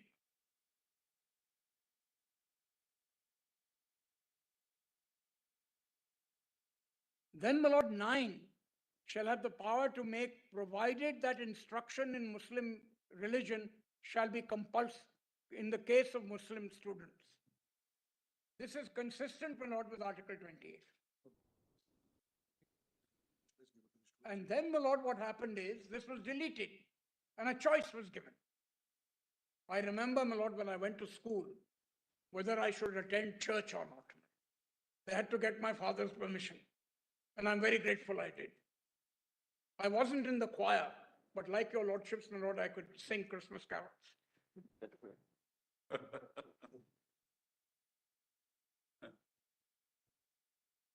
Now, my Lord, You also have to give a letter.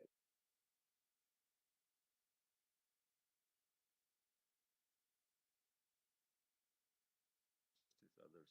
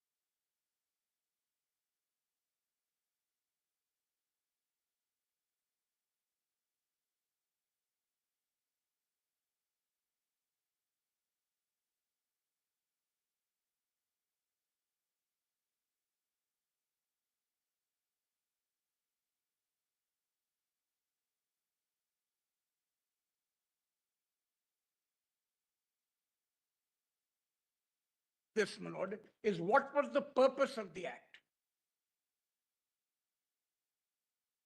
Now, all these provisions, my lord, show what the purpose of the act was. Grant education to Muslims.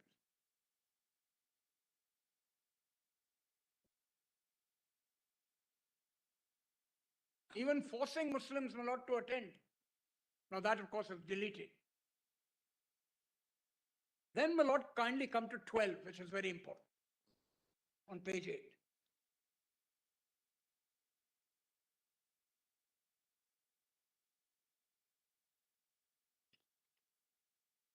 The university shall, subject to the statutes, power to maintain and establish intermediate colleges and schools within such limits of the Aligarh district as may be laid down in the ordinances for the purpose of preparing students for the university, and may provide instructions in the Muslim religion and theology.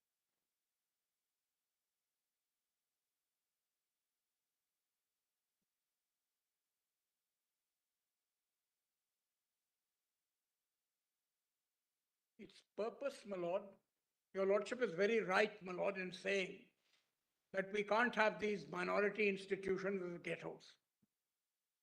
Agreed, my lord. They must be institutions of excellence. They must conform to the general law. And nothing in this act takes that away.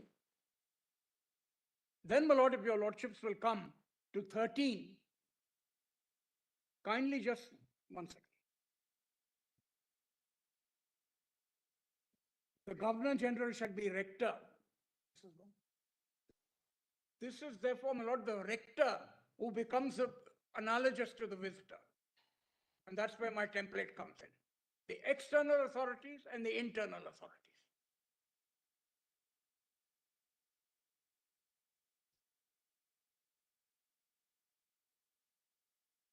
And my lord, I'm informed by my colleagues that this is verbatim in all the other acts.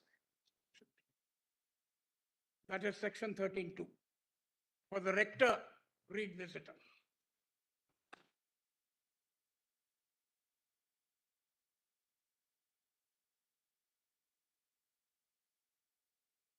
We've given some examples in volume 4, my lord. I'll take your lordship. So, my lord, 13 and 14 are taken care of. And your lordship wanted to know what the internal aspects were. Kindly come to page 10. It says, the following shall be officers. So, my lord, the rector and the visiting part are not officers. That's the external part in my templates. Then, my lord, the successors to the first chancellor shall be elected by the court. The court, my lord, under section 23 was solely consisted of Muslims. Then your lordships will see 18 pro-vice chancellor shall be elected by the court.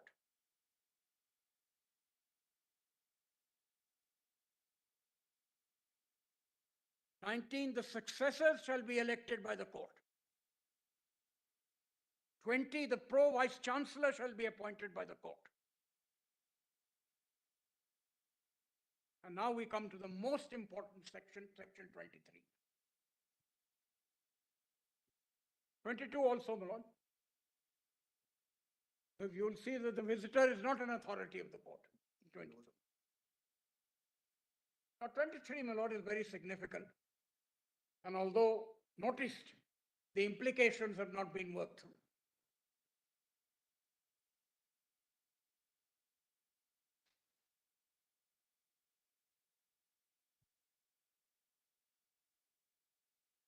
Read the proviso.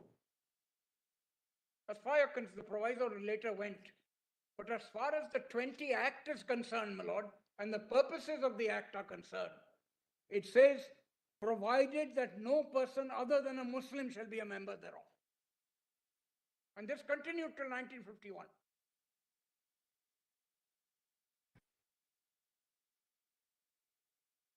Now this is, my lord, very important when you come to administer. The court was hands-on, my lord. in the administration of the university, as is clear from subsection 2. The court shall be the supreme governing body of the university and shall exercise all the powers of the university not otherwise provided for in the statutes. So all this, my lord, is there with the supreme body which consists of Muslims. Today they are non-Muslims, my lord. But the point is, this was the tenor of the 1920 Act.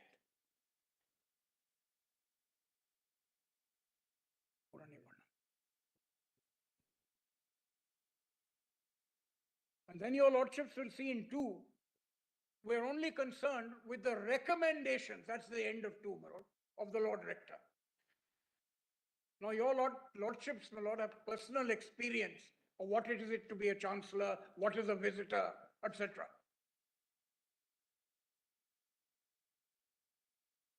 Your lordships may be non-interfering, different from chancellors today, my lord. One day that issue will come before your court also. It's already Already, I'm sorry. we know that.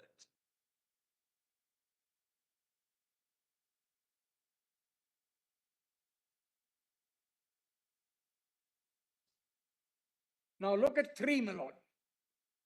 Subject to the provisions of this act, the court shall exercise the following powers and perform the following duties. This is a supreme body consisting of Muslims.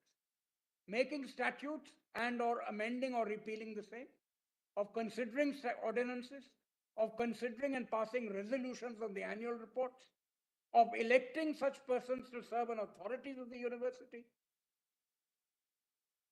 such of, as prescribed by, of exercising such other powers and performing such other duties as may be confirmed or imposed by this act or statutes.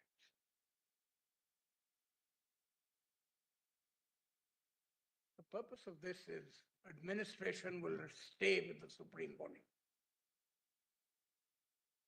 Things have changed a little bit, my lord, but the supreme body part remains the same. Then, my lord, I want to take your lordships to the statutes and ordinances. Kindly come to page 12.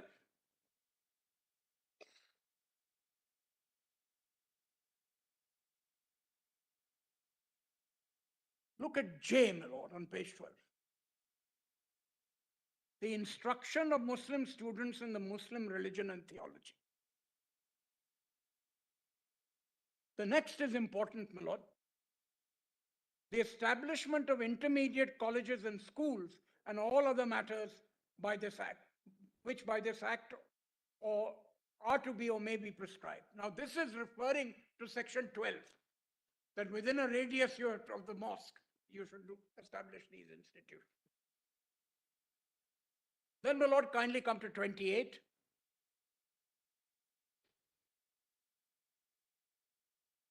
Come to the proviso, my lord, at the bottom. Provided that no statute dealing with the instruction of Muslim students in the Muslim religion and theology shall require to be submitted or approved for approving.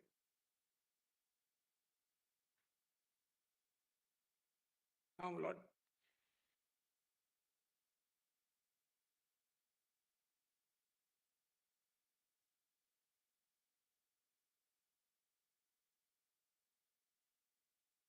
Page 14, my lord.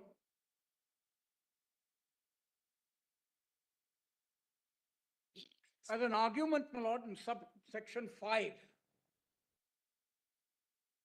the continuity is established. Those students who are in MA college may continue with their degrees.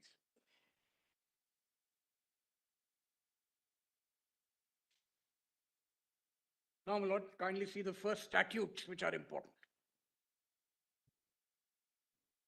The first statutes, my lord, are there in page 16.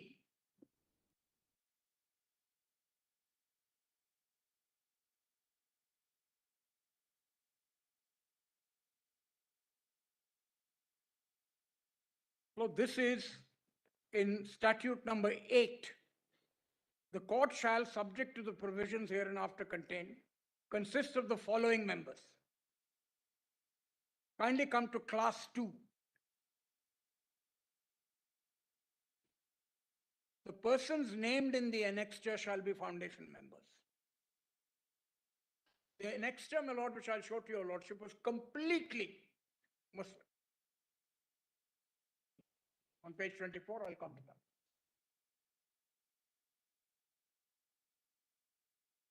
I don't want to get into all this.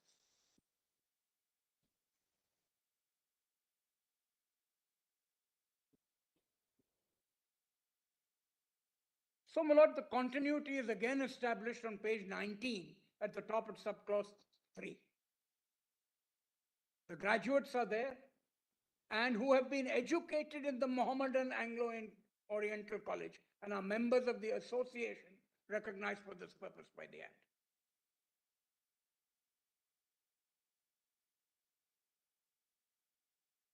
For, my lord, 20 persons elected by the Central Standing Committee of the All India Mohammedan Educational Conference.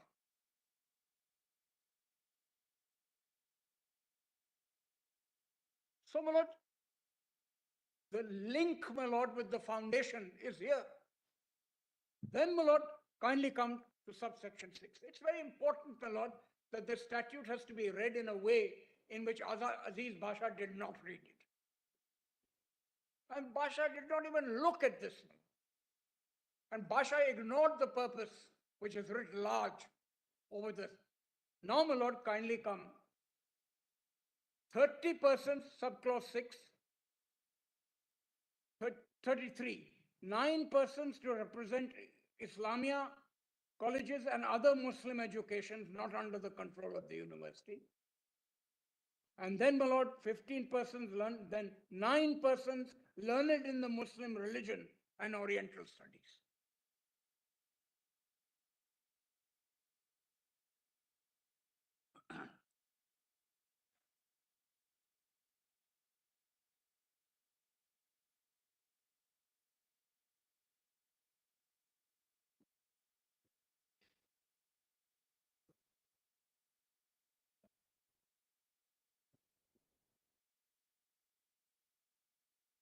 Then, my lord, kindly come to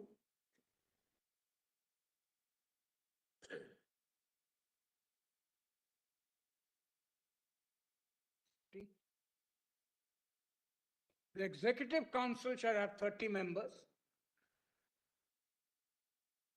And 3 is important, 6 are the members to be elected by the Academic Council and 20 shall be elected by the court. Now remember, the court, my lord, is all Muslim at that point in time.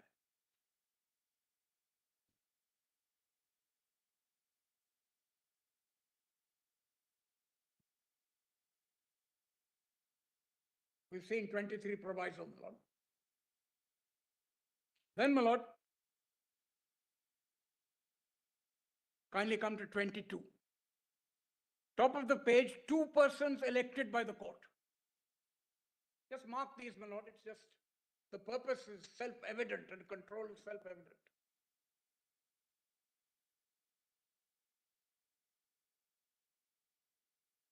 This is the Academic Council. Now, my lord, come to 19. This was there in the original act, my lord, and the original statutes. I won't read all of 19, my lord, but kindly come to subclause 9, 10, 11, up to 11, my lord, up all the way down. What does it say? What shall the departments be? Sunni theology, Shia theology, Islamic studies, Arabic language and literature, Persian, Urdu, law.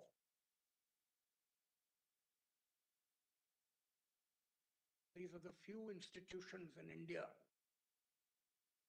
that protect Urdu, which, as your lordship knows, in the 8th schedule is important. When I went to Pakistan, my lord, they have protected Urdu in a way in which we haven't. Of course, I have a quarrel with the 8th schedule, my lord. English is now an Indian language, whether we like it or not. It is.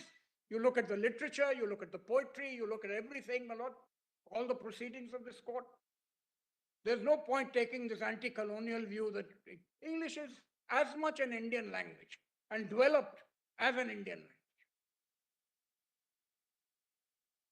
My friends in England, my lord, used to say, you've twisted the English language and adopted it as your own, which is true, my lord.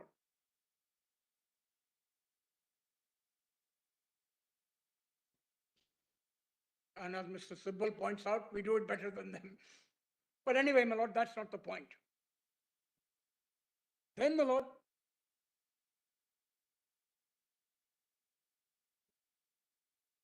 no. 21, my lord, at subclause 2 on page 23. Graduates of other universities who have been educated for the last 2 years at the Mohammedan Anglo-Oriental College. Link again. Then, my lord, kindly come over the page. And we see the foundation members who are part, my lord, of the court. I won't read out the names, my lord, your lordship will just note them.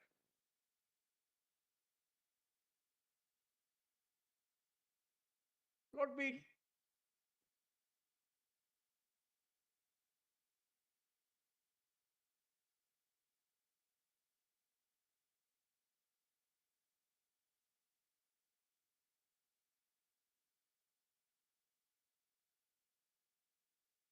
giving degrees through first Calcutta and then Allahabad. Is affiliated to Calcutta. Affiliated and also Later to Allahabad. Allahabad, that's right. From Surat also, there's somebody from Surat. So, my lord, I'm sorry.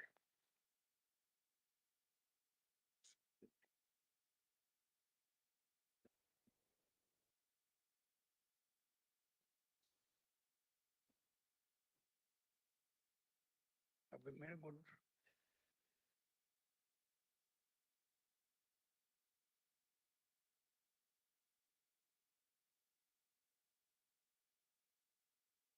It can, a minority college, it can get affiliated to a university and get a degree from there. But in the case of a university, that cannot happen. So if you want, and if you, without a university degree, you can't get employment. So the real problem is if you say that I should have continued as a minority institution, nobody would have been employed. Because you have to get a degree, and that degree has to be recognized. So if you are a university, it's the act itself that must confer that. This is the issue at the heart of the problem. Section 6. Mayo College was affiliated with Allahabad Correct. University, was getting I the am degree. saying that as a college, but once you create a university, it can only be done by statute. There is no other way to do it. Basha says you can have a university, but that degree will not be recognized. But that's not the answer to the question. Because if that is not recognized, why would you have a university? I'm just. No, the importance of Aziz Basha is saying that universities are a part of Article 30. It says so in so many words, and that they have a right to be recognized by a minority. If that is so, my lord, we can't say tertiary education, my lord, is beyond the scope of 30.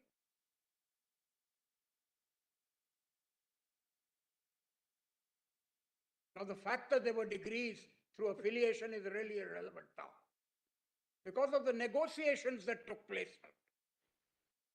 You take my property, you take my people, you take the students, you take everything and the staff.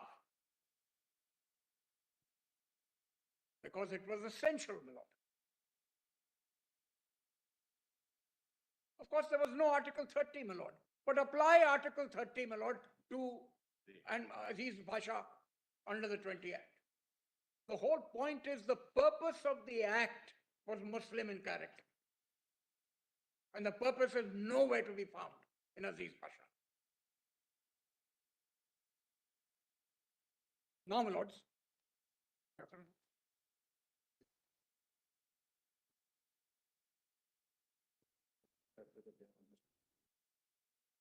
Now, my lords, I just note the pages, my lord, I just want to take your lordships, my lord, to my submission at page 61, Page? volume 1A. What page, Mr. Devangi? Mr. Devangi? 61.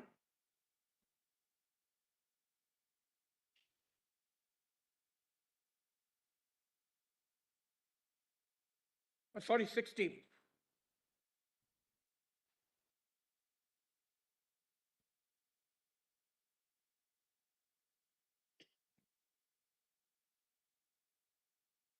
Shall I continue after lunch, my lord? Yes, we can resume after that.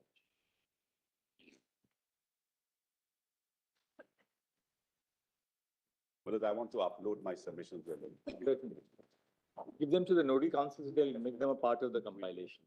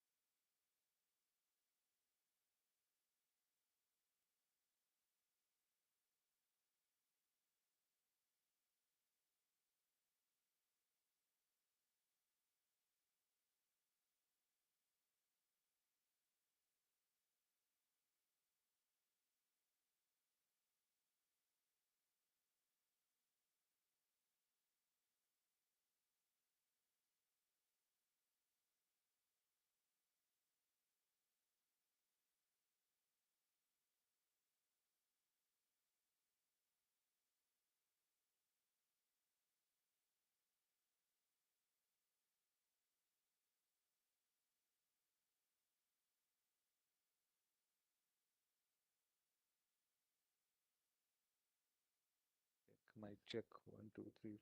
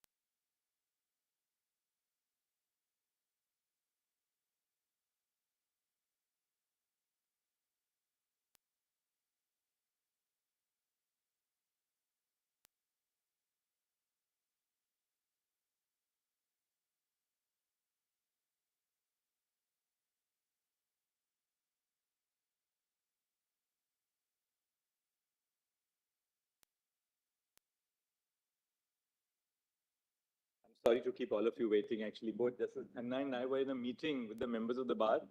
Senior advocate's designation, so there's something very important to the bar. So yeah, just the preliminary This groundwork which has to be done. This point one must ask for a trade-off. As I mentioned earlier. But I'm very fearful of that. Because when we were arguing 370, they gave me water and I said whiskey. And I got calls from Singapore and all over India. Was there whiskey in the glass or not? Now, my lord, I want to take your lordships to the statement of objects and reasons. I'm still on the purpose point, which is in volume 4A. Submissions really look at, please have a seat. Please have a seat, doctor. Look at the antecedent history of the institution, one, the purpose of the statute, and place the provisions of the statute in the backdrop of the antecedent history and its purpose.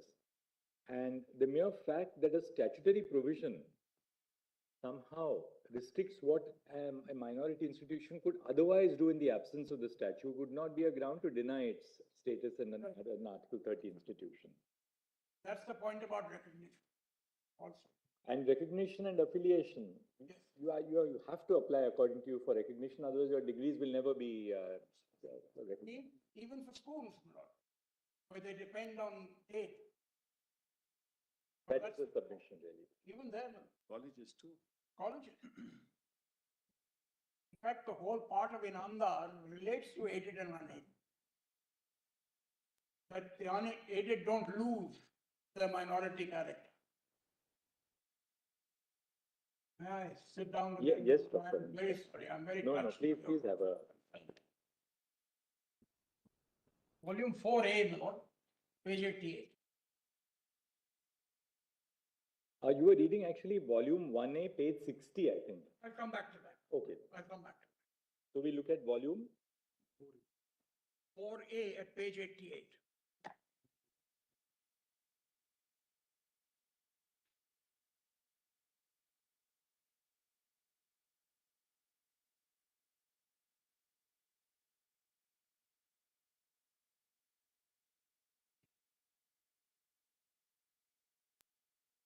Your lordships have it.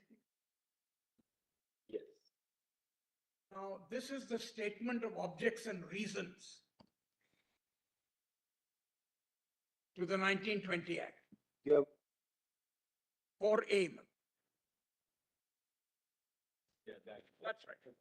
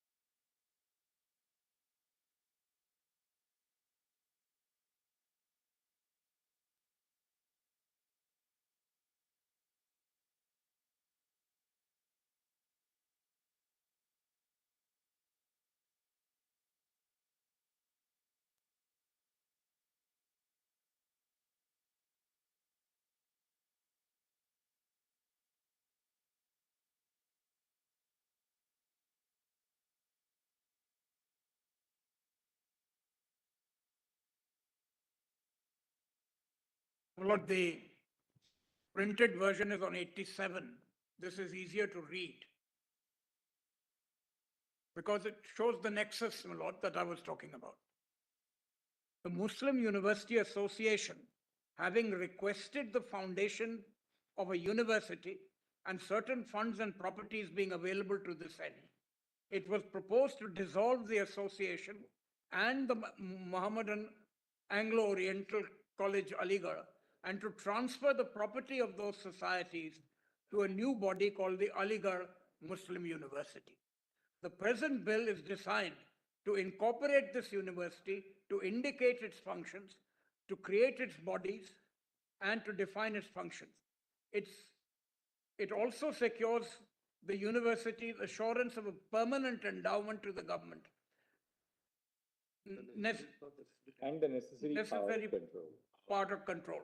The university and the teaching residential type, in accordance with the recommendations of the Calcutta University Commission, the university will not include intermediate classes, but the university will have the power to maintain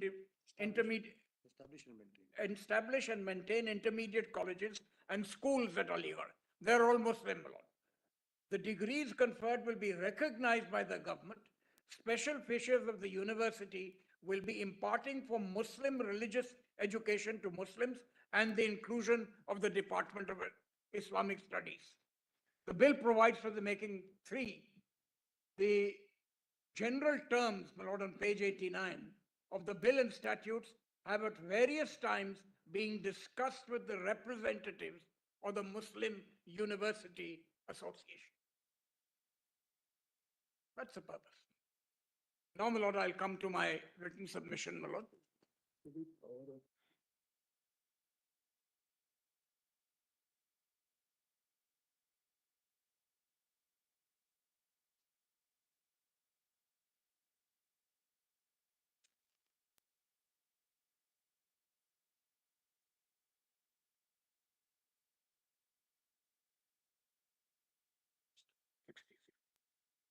I'll flag that very much.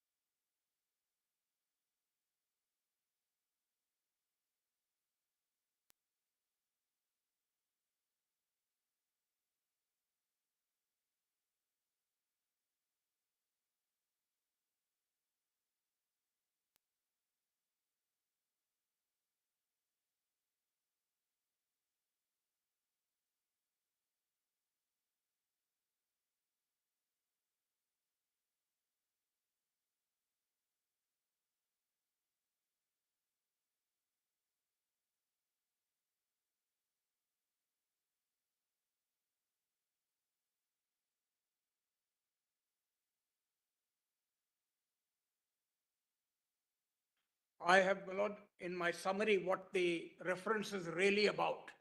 I've given a short paragraph and then 60 of your written submissions. this is my written submission. Also, when we use the expression, Article 30 uses the expression establish and administer. Yes.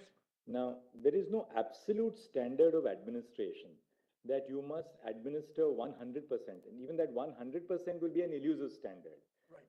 So, to make Article 30 effective, we do not have to postulate that the administration by the minority has to be an absolute administration. In that sense, today, in a regulated society, in a regulated state, nothing is absolute. virtually every aspect of life is regulated in some way or the other.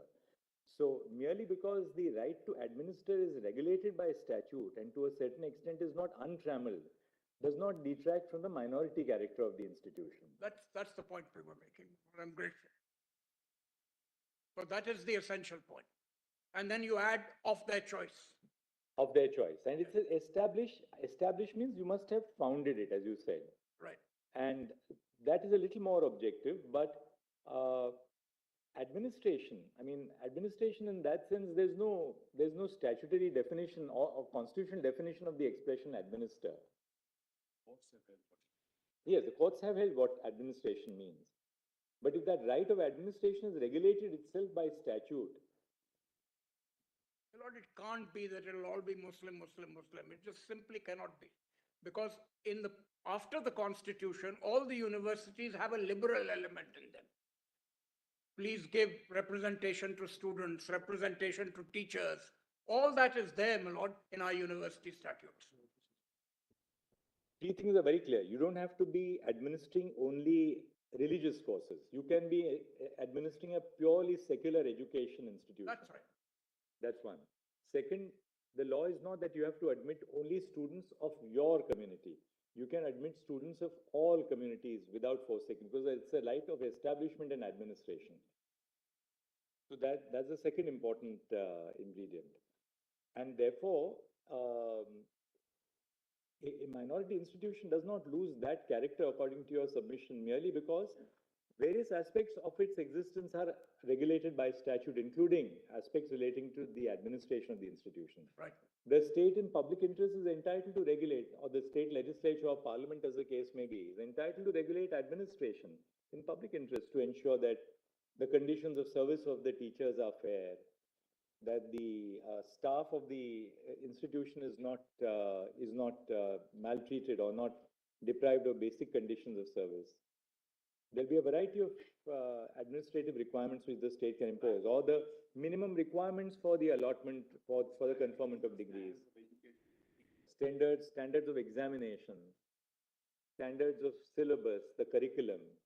That's all regulated by the state, but that does not detract from because that applies across the board, irrespective of whether you are a minority or a non-minority institution. That's right. And that's why I said in the beginning, we accept that it must be institutions of excellence and all the other regulatory features, statutes must apply. With one caveat, my lord, which is repeated again and again, that the right to administer does not mean the right to maladminister. That's very important. It comes in Kerala education and then, of course, my lord, in TMFI.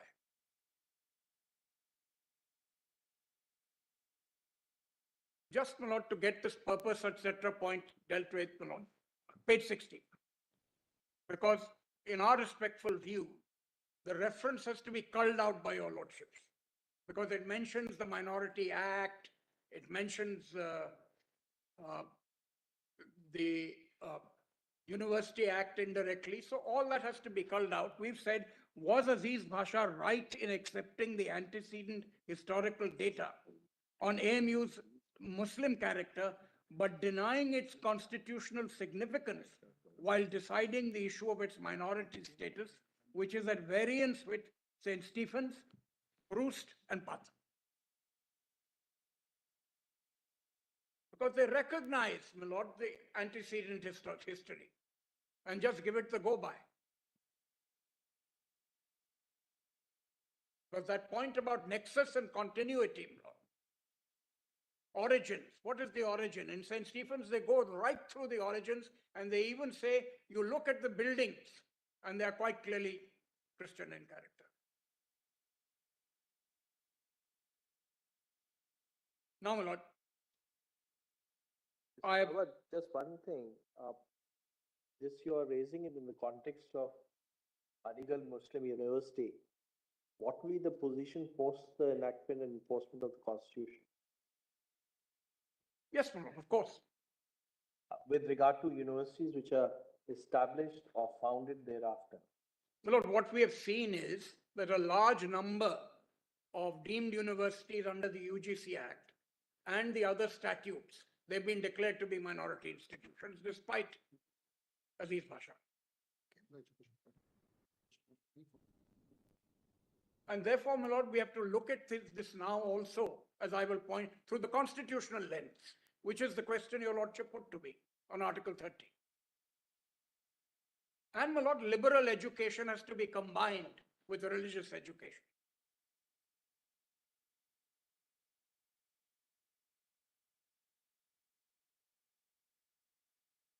May I proceed now? Yes. 60, my lord. I have dealt with this, but just to, as a preface to the next argument, the Mohammedan Anglo-Oriental College was the nucleus of the appellant university. This is what Basha says. The founders had from the very beginning desired to incorporate MO colleges as a university and grant degrees that are recognized by the government. The Muslim community largely contributed the funds necessary to incorporate MAO into a university. The founders had long negotiations with the government to introduce a legislation and establish the MAO college. Nonetheless, both courts have held now in Allahabad that the appellant university was not a Muslim university. The word establishment, my lord, is followed almost mechanically. Now come, my lord, to the antecedent history. I'll run through it very, very fast. I realize time is of the essence. Now, my lord, come to 61. We have divided, my lord, the antecedent history into three phases. From 70 to 77, where the earlier idea of setting up a university for the Muslim community for the betterment and advancement took place, and when MAO college was established. From 77 to 1910, the Muslim community rallied to convert MAO university, and due to their efforts, the government in principle agreed to convert the college. And from 1910 to 1920, where the founders from the Muslim university actively engaged with the government and succeeded in their desire to convert and incorporate the MAO college. Now, my lord, the vision, my lord, in the first phase, I'll just quickly run through it, my lord, your lordships may read it through because I don't want to go too much. In the first phase, my lord, in 1870, Sir Syed established the Committee for the Better Diffusion and Advancement of Learning amongst Mohammedans. The committee sought the views of the Muslim community as to why the Muslims were not availing Western education, and it was found that this was due inter alia lack of religious education, non-consultation with minority Muslims. Thus, the idea of an educational institution managed by Muslims for the benefit of Muslims with religious instruction received support. Then 1871, my lord, the MAO college is established. Over the page in 62, when the committee says, the object of the committee shall be to collect funds towards the establishment of the college, particularly one for the education of the Mohammedans as suggested by the Central Committee for Better Diffusion and Advancement of Learning amongst Mohammedans. Now, my lord, the committee resolved to establish the Madrasa Ulum, madrasa being a term for education at Aligarh, which was subsequently inaugurated. This was the first step realizing the vision of a university. Then, my lord, the madrasa established the MAO college. And then, my lord, I'll just say what the Governor General says. From the seed which we sow today may spring a mighty decree whose branches like the banyan of the soil shall in their turn strike firm roots into the earth and send forth the new vigorous sapling. That is, the college may expand into a university. So this is the other element, my lord. As your lordship pointed out, it's not just Muslim education, it has to be more than that. And after the constitution, certainly so. Then, my lord, rules and regulations of MAO say, object to the college shall be primarily the education of Mohammedans. Then first, only the Muslim community was involved in the administration. And I mentioned the select committee and the rules for guidance of the MAO college. Over the page, my lord. The second phase, my lord, consists of the Syed 7.6.1, seeking the government's support for the Muslim community and looking upon a degree as a means to success and government jobs as recorded by Altaf Hussain Hali in his biography of Sir. In further, my lord, of the written address was presented to the college fund committee to the viceroy.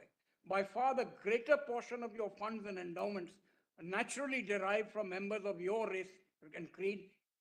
Someday when our endowments are richer and our schemes are completed, we hope to ask to confer upon us the legal status of an independent university. The funds, my lord, come from. Then, my lord, there's recorded in this book, my lord, in 1998, a memorial fund was created to raise funds for incorporating MAO College, and this proved to be a success. 1,27,000, my lord, was an enormous amount in those days. I remember, my lord, my amount we used to get, my lord, in my school was only 2 rupees per week. It was huge. So we have got to inflation-proof this. Now, my lord, at the bottom of that page, those and other efforts by the Muslim community resulted in substantial funds collected for the establishment of the university. Then, my lord, there was an address that was given when they met the viceroy. His ideals and those of Sir Syed with regard to the expansion of the colleges are the view is the ultimate development for the formation of a Mohammedan university, of which the idea was strongly supported by the late Justice Mahmood, son of Sir Syed, and by Morrison, our last principal. The former may be indeed to have said to have formulated, if not fathered, the university scheme, while the latter developed it in numerous writings. Now, this is the great Justice Mahmood, my lord. As your lordship knows, the Privy Council saw his judgments and said, you please become a High Court judge. After that, he delivered, I think, 8 significant judgments, and then he resigned to get himself involved, my lord, in this process.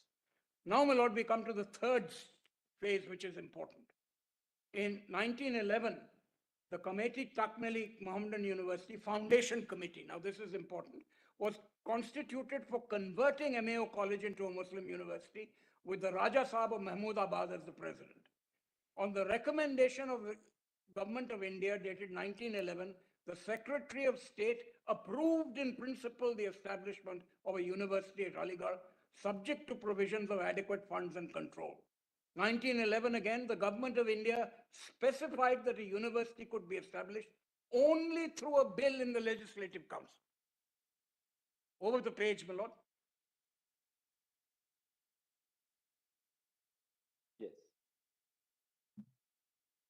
Then, my lord, in 1911, page 65, or rather PDF 65, where an institution styled as Mohammedan Oriental College was founded by Aligarh in 1875 under the leadership of Sir Syed Ahmad Khan Bahadur, with the special object of promoting the diffusion of Western science and literature and of training the character of students by a scheme adapted to meet the special requirements of the Muslim community. Both, my lord, a liberal education as well as, my lord, the demands of the Muslim community. And whereas from the beginning, the object of the founder and the Muslim community was to raise such college to the status of a university, whereas a memorial had been presented to the government by the trustees of the said college and other representatives of the Muslim community, praying for the erection of a Muslim university and inviting attention to the advantages a university would have, which would confer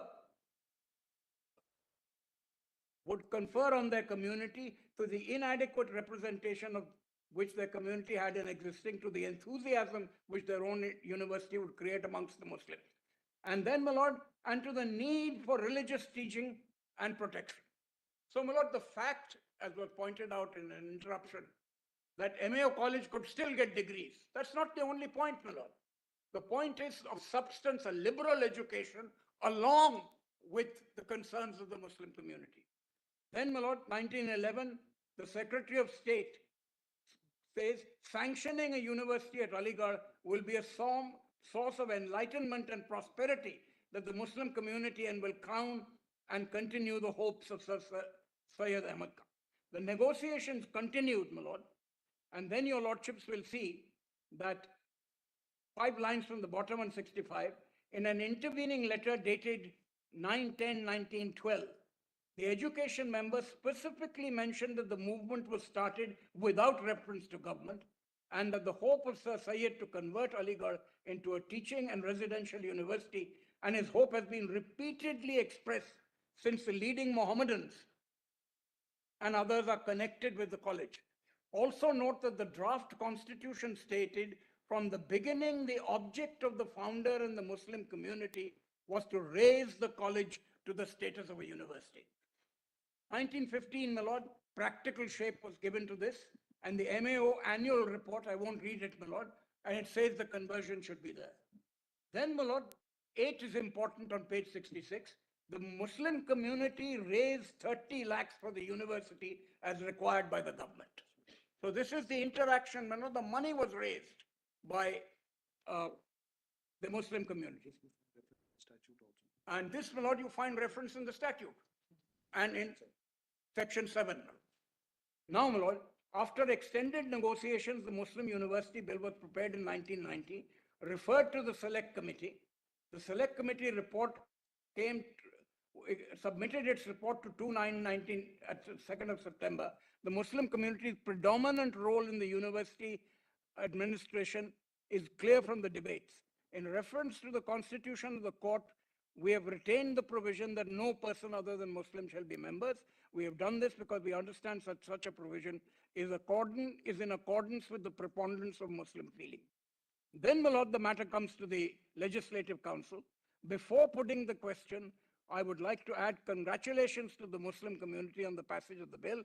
I've come specially this morning to preside that I may add good wishes, etc. Then, my lord, the University Act of 1920 was a statement of objects and reasons, which I've read to your lordships, my lord.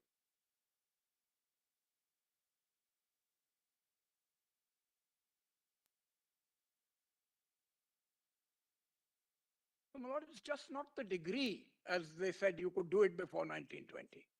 It's a wholesome university with liberal education and the concerns of Muslim theology, etc.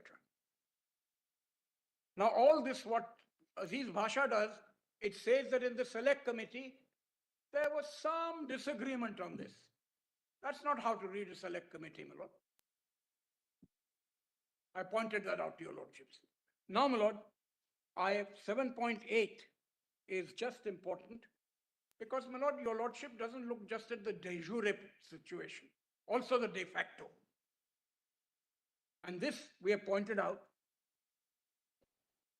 that the members of the first court were Muslim, 8 to 12 members were Muslim, every chancellor to date has been Muslim, 34 out of 37 vice chancellors have been Muslim. The vast majority of the members of the court, executive council, academic council and executive council, my lord, have all been throughout Muslims. Now you want to take all that away because when appointments were made by the government, they made sure that the appointments conform to the Muslim character. Then, my lord, I have already read because St. Stephen's looks at the emblems, my lord, there. I just want to do 7.9. My lord, when this was argued in Allahabad, Siddharth Shankar Ray, my lord, gave 3 volumes and the court said, yes, of course it is Muslim in appearance, but we are bound by Aziz Bhasha. Now, the history background is architecture of the building, such as a deep green color, Quranic inscription, clearly show the Islamic character. Photos were shown to evidence to the division bench. The emblem of ANU contains a Quranic verse. The university has a university mosque. After the amendment was allowed to establish halls, hostels, special centers, specialized laboratories, only within 25 kilometers of the university mosque. The university employs muezzins. At its inception, the MAU had departments of study, Sunni theology, Islamic studies, Persian and Urdu, studies for Islamic medicine, all that I've read to your lordships. I don't need to read it further. Now, all these documents, my lord, are in there. I don't want to take your lordships further. I've just summarized them. And to answer the argument sort of raised, It's just degrees. You could have done it before. No, you wanted a university. And you wanted a liberal education.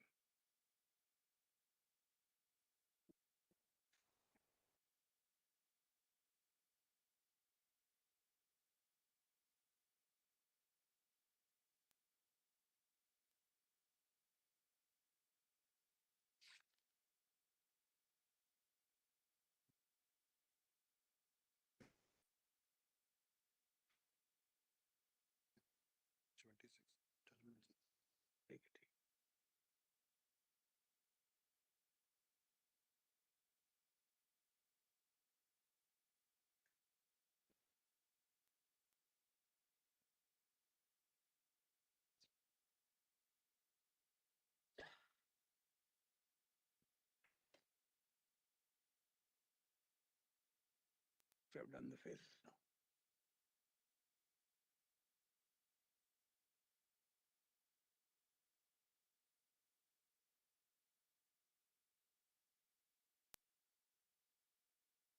From this summary, he seems to be.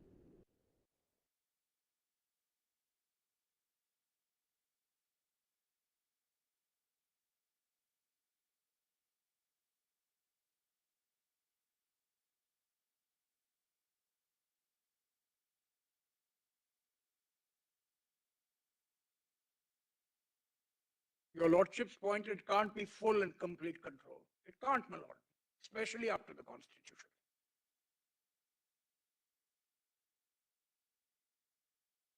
And administer, my Lord, has to be considered.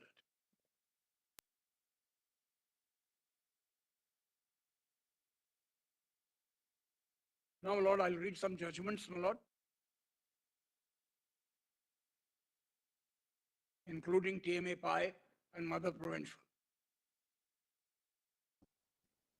This, your Lordships will find in volume 5A.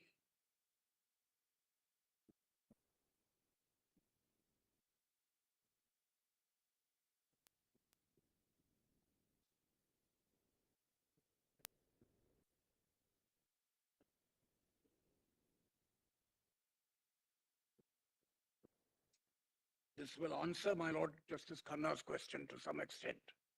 Pre-constitution, post-constitution, the change and the requirements. Now, my Lord, Kerala Education Bill, I'll be in 5A, I'll be very fast, my Lord. Starts at page 4, but I'll go straight, my Lord, to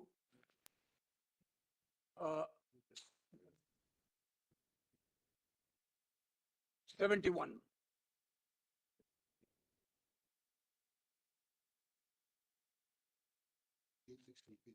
I'm sorry, my Lord. I missed out, my Lord, on page 60.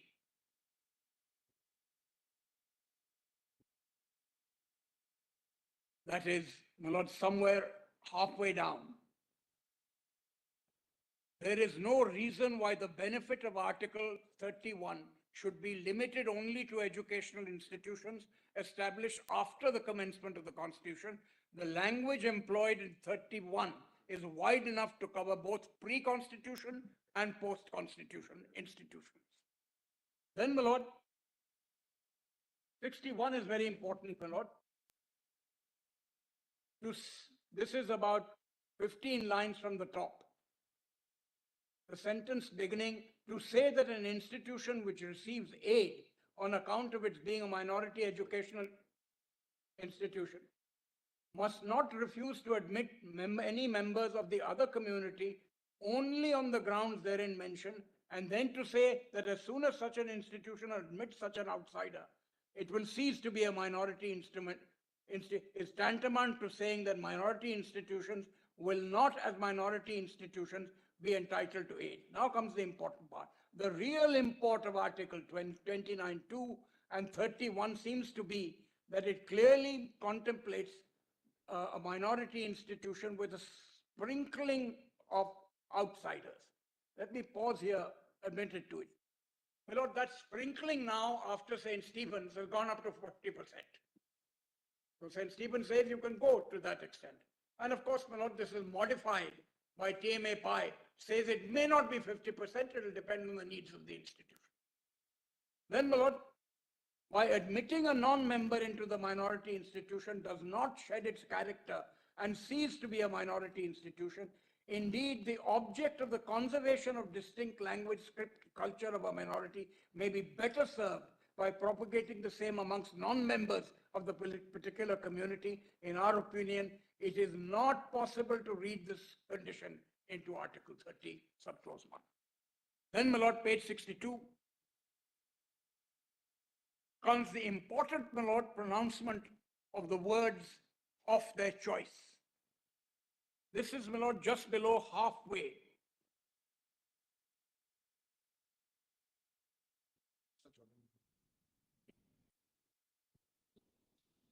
Lord, I'll go just halfway down. The key to the understanding of the true meaning and implication of the article under consideration are the words, as your lordship got it, of their choice. It is said that the dominant word is choice, and the content of that article is as wide as the choice of the particular minority may make it. The ambit of the rights conferred by Article 31, therefore, have to be determined. It should be referred to be determined on misprint by Article 31, and therefore to be determined on has therefore to be determined on a consideration of the matter from the point of view of the educational institution. Now, all this, my lord, somehow Kerala Education Bill was before Bhasha. The foundation had been laid here. And the analysis of Article 31 is missing, my lord, in Aziz Bhasha. It just goes by established or administered, doesn't look at the question of choice.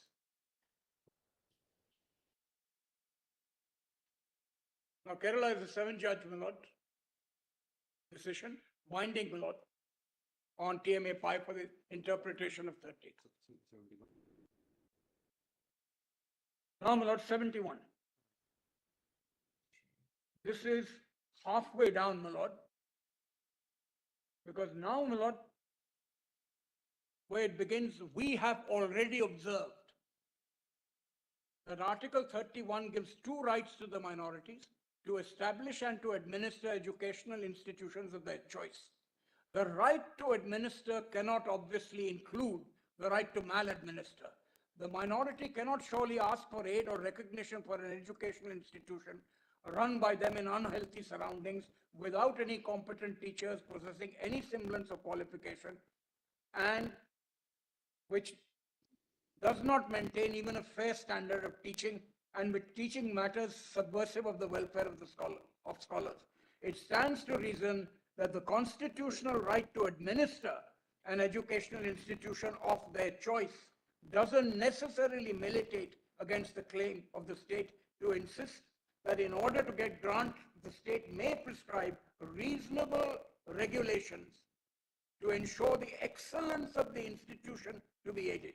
Learned Advocate General, Attorney General conceded that reasonable regulation may certainly be imposed. So both aspects, my lord, excellence, these are not ghettos, my lord, excellence and application of the general law. Then, my lord, if your lordship will come to 72.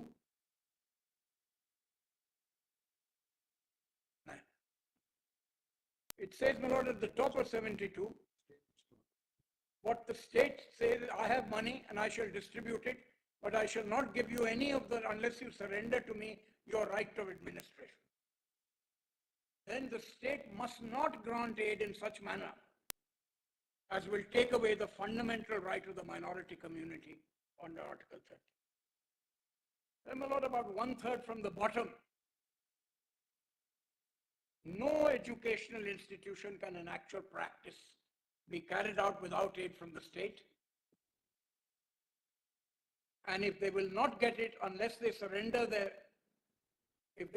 unless they surrender their rights, they will by compulsion of financial necessity, they will be by Yeah, They will be compelled to give up. they will be compelled to give up their rights.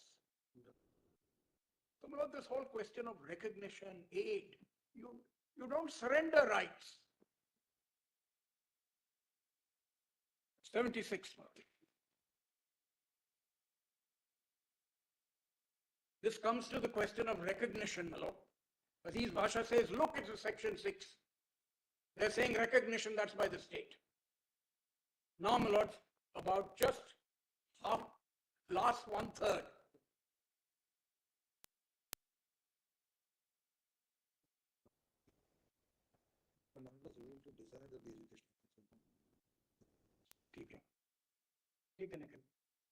I'll go straight to the recognition point. Then, my lord, about just below halfway, without recognition.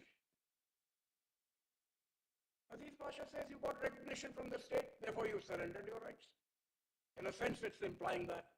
Without recognition, therefore, the educational minorities established or to be established by the minority communities cannot fulfill the real objects of their choice, and the rights under Article 30 cannot be effectively exercised. The right to establish national educational institutions of their choice must mean the right to education, right to establish real institutions which will effectively serve the needs of their community and the scholars who resort to their institution. There is no doubt that there is no such thing as a fundamental right to recognition by the state. But to deny recognition to educational institutions, except upon terms tantamount to the surrender of their constitutional right of administration and their constitutional right of administration, where are we? Administration of the educational institution. Of the educational institutions of their choice, and is in effect to deprive them of their rights under Article 30.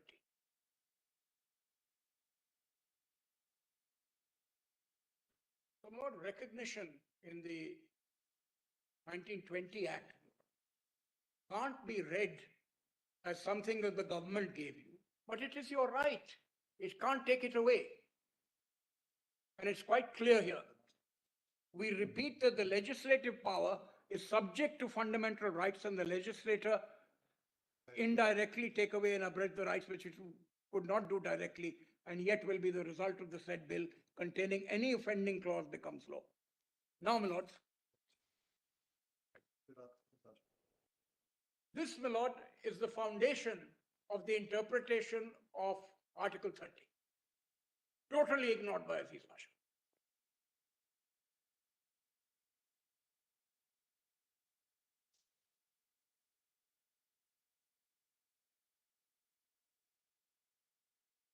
So this is a 7-judge bench, my lord. There is something in the Kaveri, my lord, reference, where your lordship said, is it binding on us or is it not, my lord? I think the wisdom now is that even the reference puts points of law. Now, my lord, on 94, I come to Siddharth Bhai. Give me the absolute platform.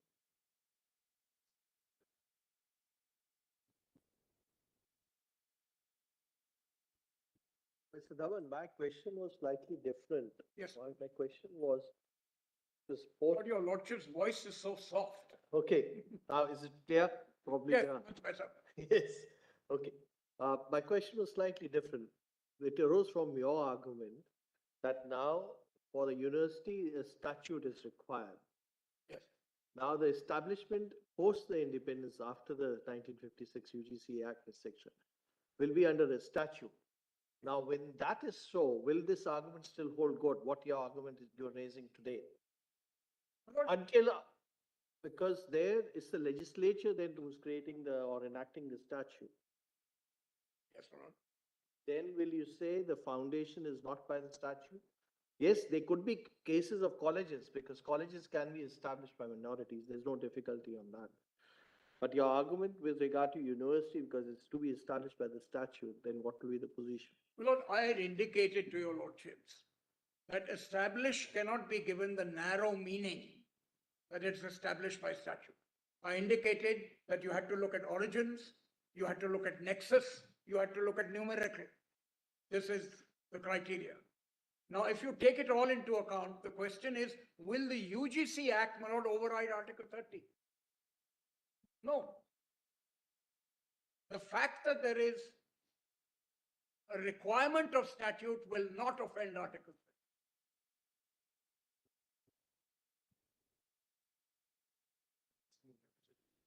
30. And then, my lord, as I indicated, Mr. Dwivedi was amicus, my lord, in the Yashpal order, where he said you interpret the UGC Act as by and under.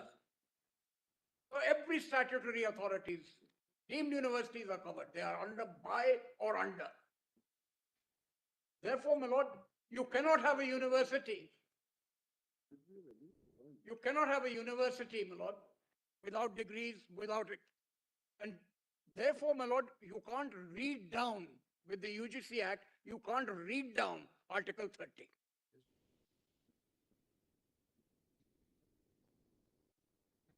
And then your lordships have seen in the reference in 2019, the National Minority Education Act says you have a right to a minority institution. So, my lord, your lordship's question may lead to an exclusion of tertiary education. Then the question of their choice comes up. I don't know if I fully answered it.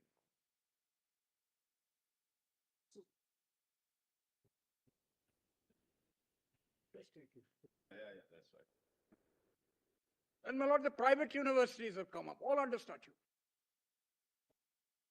As long as the statutes permit them, they will fall in this. That's now, if this university is set up under the statute, if the statute itself says there's a minority university, they'll obviously, because the funding is done by the establishment is done by the minority community, and minority is a much wider term, not restricted only to religious minority. Lord, the statute will never say. That's where the problem will come up. No, my lord, it doesn't come up. Because in St. David's, my lord, it is certainly true of England that you have the right to grant degrees, but you don't have it doesn't come in the Royal Charter. Your lordships will take the statute as it is and then analyze whether it's a minority institution. That is antecedent, my lord, to establish and administer. If I may say so, brothers, establishment, if it is correlated to the statute, it's a wrong way to look at it. What the statute does is recognize, not establish. No, I'm talking about the initial establishment. I'm saying, brothers, establishment is not establishment through an act. Brothers, you establish something, it is recognized by the act. So you're saying that this statute itself is a recognition of what you have. Yeah, it's the recognition. The establishment happens. Whereas how does it get recognized? Because the statute says you'll get a degree. That's the act of recognition. Without that, you won't get a degree. That's the answer. Lord, the establishment of the fact that the statute does establishes or brings into being, which is our mother provincial. The fact that it brings into being will not militate, my lord, under the minority right under 30. We can't whittle down Article 30 just because the statute exists. And that is, my lord, a defect in Aziz Pasha, followed, my lord, by the Allahabad High Court. Now, if I'm right, my lord, the learned Chief Justice does not want me to go into the Allahabad decision, which is under appeal before your lordships. So that would take a very long time. It's a wonderful decision, my lord, which says that dinner jackets have been exchanged for a sherwani. Great fun to read, Chief Justice Roy. Is it saffron or is it green? That's what he asks.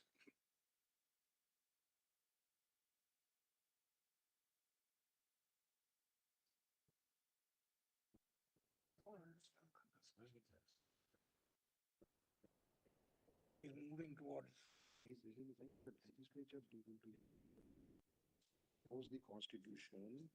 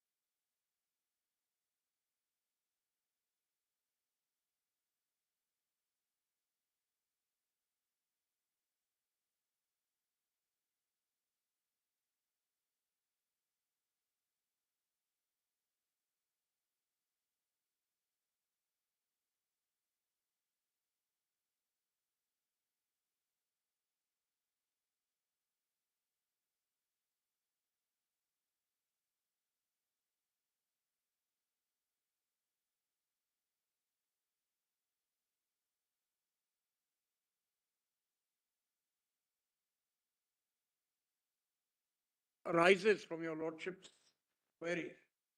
Is 30 establishment, the term establishment, to be read in a narrow sense so that it can be taken away by statute, or in a wider sense to define what a minority institution is? The subsequent decisions of the court, my lord, say read it in the wider sense. You go back to the history, you try and figure out what the nexus is. So ultimately, if your lordships are going to give Article 30 a narrow meaning, by back to Aziz Pasha. And everything goes through. All tertiary education cannot be minority. At a certain level, what happens when a statute takes over an erstwhile institution, whether it's a school, a college, and gives it a statutory form? The statute really converts it into a body corporate, because what was erstwhile maybe just a society governed by the Societies Registration Act is now given the statutory character of a body corporate with a permanent seal and permanent succession.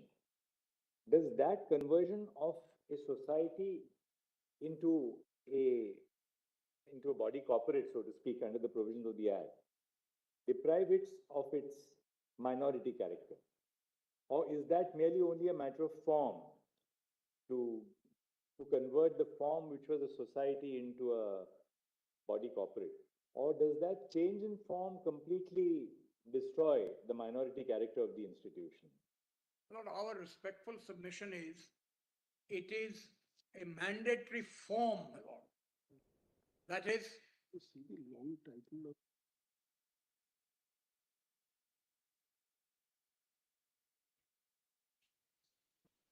still remain. It's the soul of the changes. Should I recognize it?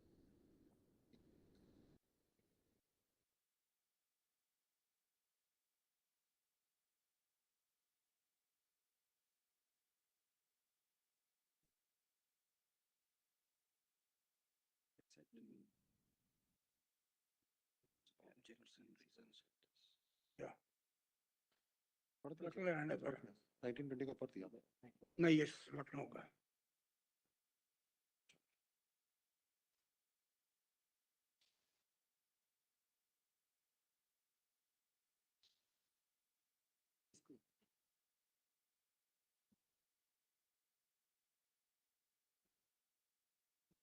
see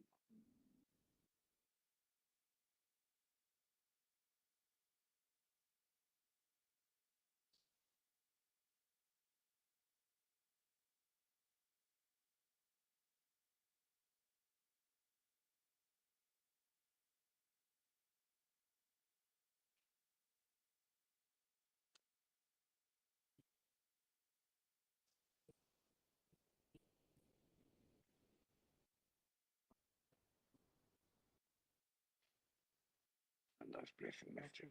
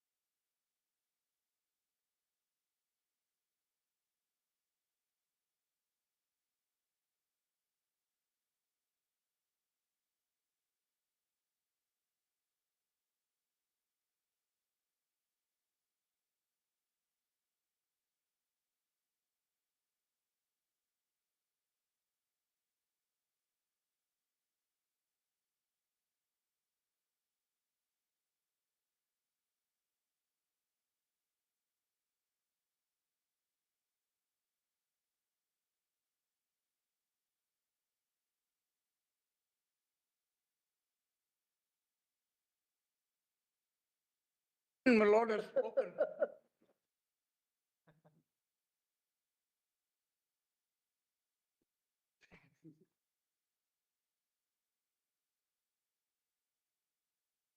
So there, my lord.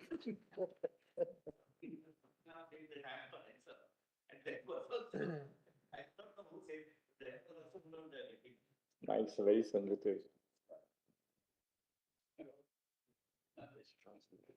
No, my lord, this is a fundamental question that your lordship has to resolve.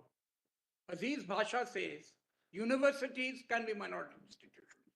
It also says they must be done by statute. And if by statute, they go. This is the unresolved question, my lord, which your lordship has to examine. And along with something which says at the end of Article 30, of their choice. Therefore, you have to read establishment as not the be-all and the end-all of Article 30. It has to be read as a whole where it says of their choice. And Aziz Pasha says your choice can be a university. And both in those days and now, my lord, if there is a statute, so will it all disappear, my lord? The entire, my lord, of tertiary education will disappear, minority institutions. And therefore, my lord, read the whole of Article 30, which is, as I've already said, my lord, the words are in Kerala University. Because the narrow, everything turns on establishment. That is why Mother Provincial says it should be to found. You take all the factors as to what is founded by the minority. It may not be in the statute. In the Delhi University case, not two cases were before the court. The Allahabad Agricultural University and St. Stephen's. And you don't find that in the statute necessarily. But you have to see who founded it. And your lordships, as soon in Patro, as soon as you say Christian, they said it's good enough to found. So don't, my lord, in my respectful submission, use established, because as your lordship puts it, it's not a matter of form alone. It's a matter of enabling form. That enabling has to be there to come under 30. Then, my lord, we get to the questions of substance. And that is the argument, my lord, we are advancing. My lord, let me take your lords to page 94, Siddhaj Bhai. Yes. I'm sorry, I'm going as fast as I can. Super speed.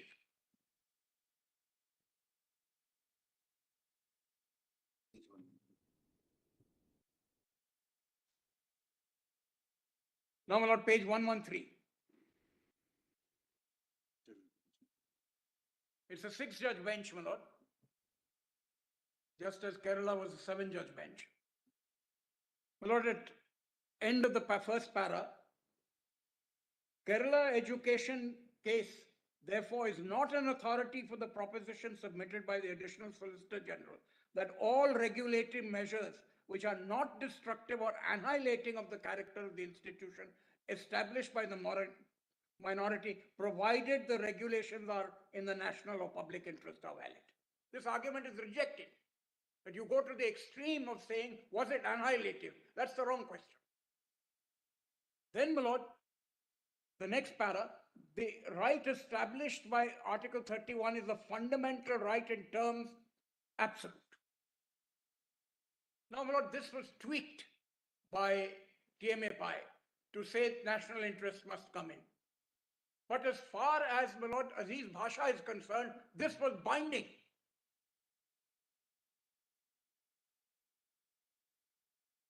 Now, my lord, I come to it is intended to be a real right for the protection of the minorities in the matter of setting up of an educational institution of their choice. The right is intended to be effective and is not to be whittled down by the so-called regulatory measures conceived in the interest of not of minority, but of the public and nation as a whole.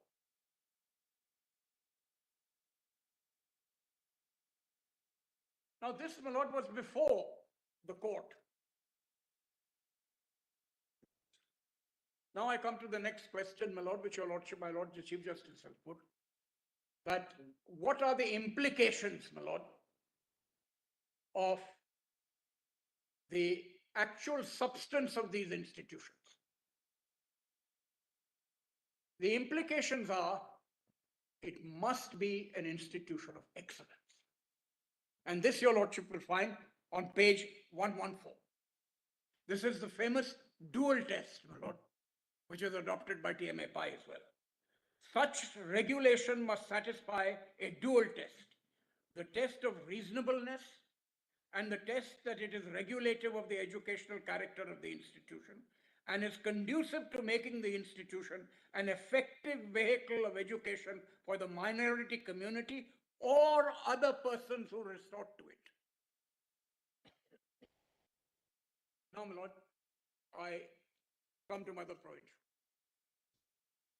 which has emphatically been accepted by TMA Pi.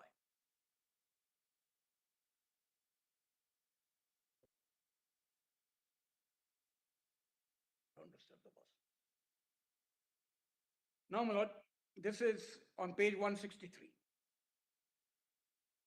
And the relevant paras, my lord, which have been affirmed in TMA Pi are 8 and 9. I'll take your lordship straight away to them.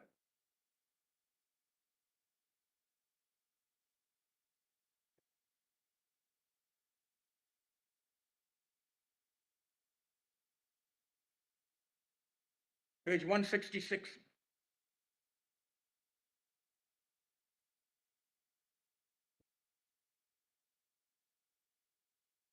Well, this is actually a spy master, my lord. It's spying on what we say to each other. Now, my lord, kindly come to 8. It's very important. You have to switch off the mic. Or tell us to switch off your mics. We have that control. I know. Your lordship is right. Now, my lord, kindly come to 8 at page 66. Article 30, what it means. Article 31 has been construed by this court. Without reference to those cases, it is sufficient to say that the clause contemplates 2 rights, which are separated in point of time. This is important, my lord. The first right is the initial right to bring into being of an institution. Just jump to them. First right is the. Bringing into being of an institution. Sorry, the first right is the initial right to establish institutions of the minority choice. Now, my lord, when we read Article 30, we don't go straight to establishment. That's a consequence. It's my right. We first, my lord, examine whether it was a minority institution or not. Then, my lord, establishment here means the bringing into being of an institution, and it must be by the minority community. The next sentence important. It matters not if a single philanthropic individual with his own means founds the institution of the community at large, contributes to the funds. The position in law is the same, and the intention in either case must be to found an institution for the benefit of the minority by a member of that community. It is equally irrelevant that in addition to the minority community, other minority or even from the majority community can take advantage of the institutions. Such other communities bring in income and they do not have to be turned away. Now come to 9. This now, my lord, I'm dealing with after Aziz Bhasha. I've dealt with before Aziz Bhasha, Siddharth Bhai and Kerala Education.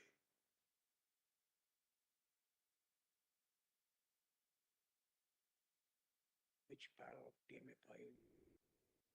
Yes. Now, my lord, 9. The next part of the right relates to the administration of institutions. Administration means management of affairs of the institution. The management must be free of control so that the founders or their nominees can mold the institution as they think fit and in accordance with their ideas. I'm sorry, my specs are not working. Of how the interests of the community in general and the institution in particular will be best served. No part of this management can be taken away and vested in another body without an encroachment upon the guaranteed right. Now, in para 109, my lord, of TMA Pi, this is affirmed. And it's a sea change, my lord, from the establishment version, my lord, in Aziz Pasha. You first look at, is it a minority institution? Then you go further.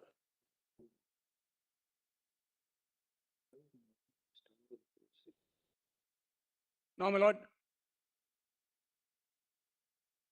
sorry.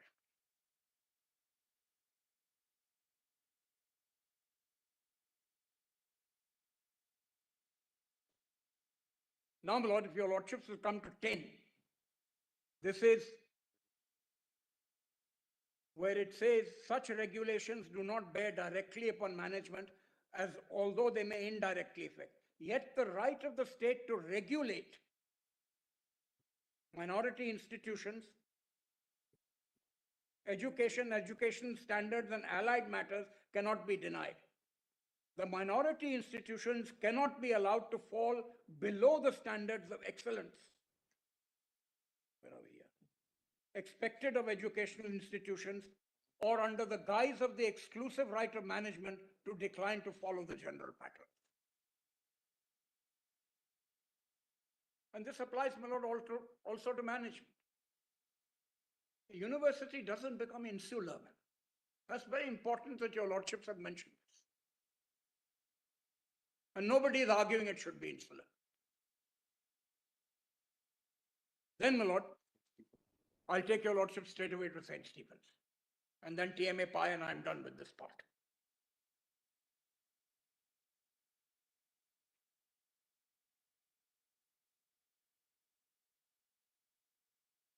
Page 384. Page 384.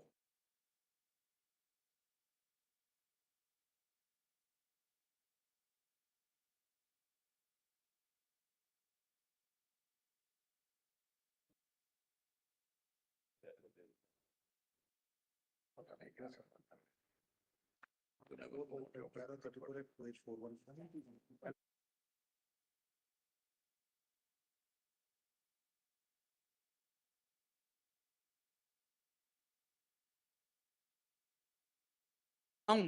How do we approach it?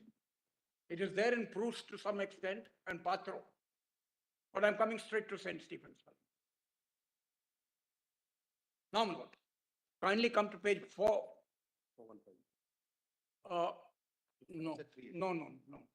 Please come to 413, my lord.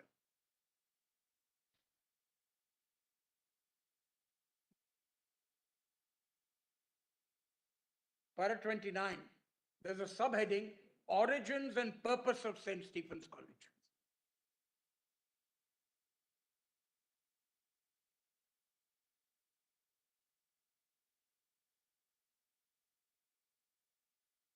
I'm sorry if my reading is somewhat erratic, my lord. I'll try and be more careful.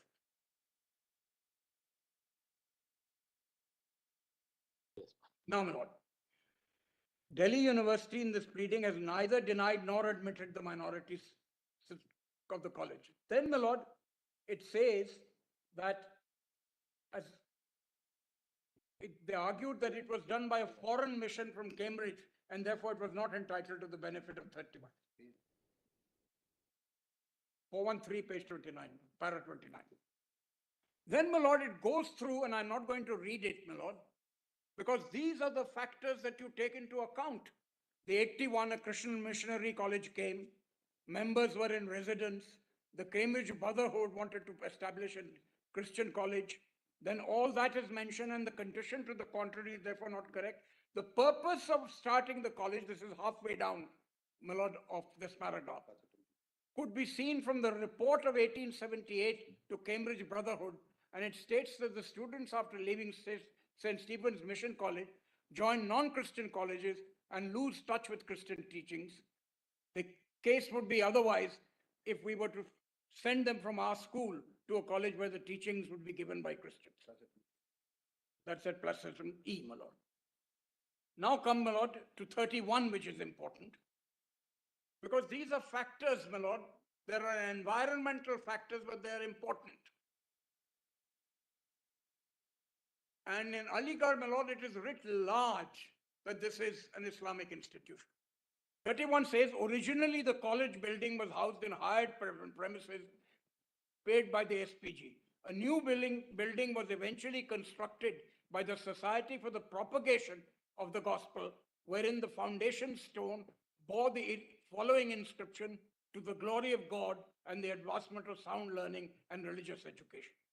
The new building was then, my lord, started in December 1881, and on the front of the porch, at the top of the parapet, a cross in bas relief was displayed, and under the brackets, and Die Gloriam, which has been inscripted since adopted by the college.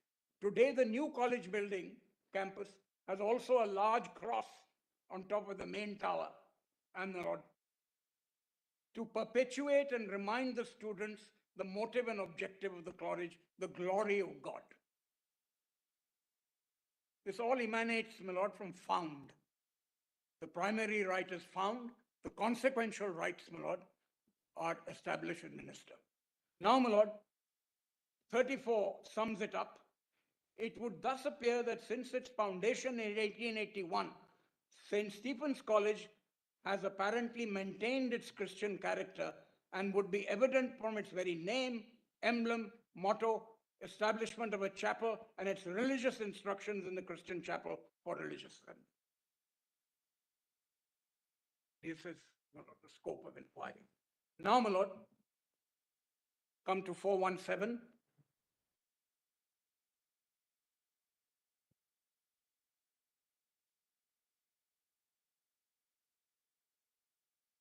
"41, my lord.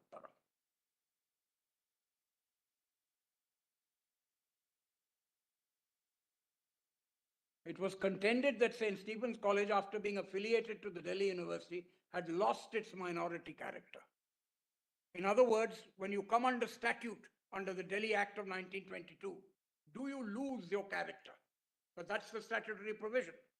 Then it says the argument was based on some provisions of the Delhi University Act and the ordinance made thereunder. It was said that the students are admitted to the university and not to the college as such, but we find no substance in this contention. In the first place, it may be stated that the state or any instrumentality of the state cannot deprive the character of an institution founded by a minority community by compulsory affiliation, since Article 31 is a special right of minorities to establish educational institutions of their choice. The minority institution has a distinct identity, and the right to administer with continuance of this identity cannot be denied by coercive action. Any such coercive action would be void, being contrary to the constitutional guarantee. The right to administer is the right to conduct and manage the affairs of the institution. This right is exercised by a body of persons in whom the founders have faith and confidence. Such a management body cannot be displaced or reorganized if the right to be recognized and is to be recognized and maintained. So recognition doesn't stand as reasonable restrictions are permissible, but regulations should be of a regulatory character and not abridge the right under 31. So, my lord, here we see the intervention of statute. As a constituent college, it was by or under the Act of 1922. Then, my lord, if I may come to page 442. 422.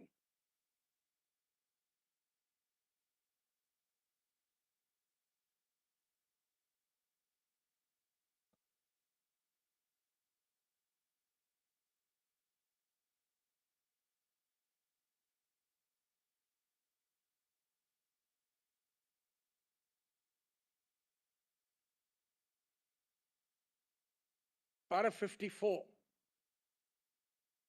The minorities were the I'm sorry, my lord, I didn't realize your lordship was conferring.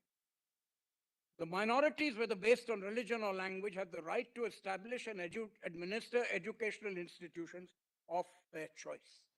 The administration of educational institutions of their choice under Article 30 means management of the affairs of the institution. This Management must be free from control so that the founders and others, nominees, can mold the institution as they think fit and in accordance with their ideas, how the interests of the rest of the community and the institution in particular will be served.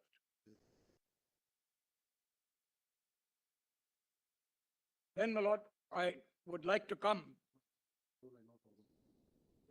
Sorry? Then, my lord, the next line, my lord, I'm sorry, the standards of education are not a part of management as such. The standard concerns of the body politic is governed by considerations of the advancement of the country and its people.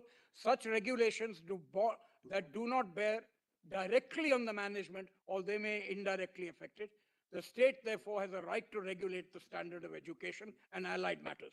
Minority institutions cannot be permitted to fall below the standards of excellence expected of educational institutions. Now, they cite the cases, my lord, which I needn't cite, because they say this is now confirmed by a string of decisions. Both the decision of Chief Justice Hidayatullah in Mother Provincial and the judgment of Justice Jagannath Shetty in St. Stephen's, they don't cite the judgment in Basha. They refer to all the other, because perhaps Basha in that sense is a little out of alignment with what was laid down in the other decisions. As you see, Justice Hidayatullah, that passage you read out, and actually para 54 is a restatement of what Justice Hidayatullah said in para 9 and 10. Absolutely. But Justice Hidayatullah refers to all the earlier cases, but doesn't refer to Basha. Lord, Basha is referred to in St. Stephen, but it doesn't do anything to it. Yes. Stephens refers to Siddharth by Bombay Para Education. 24, page 40. But Basha is on a fact situation. Yeah. I think my learned friend is arguing his case already. Now, my lord, Basha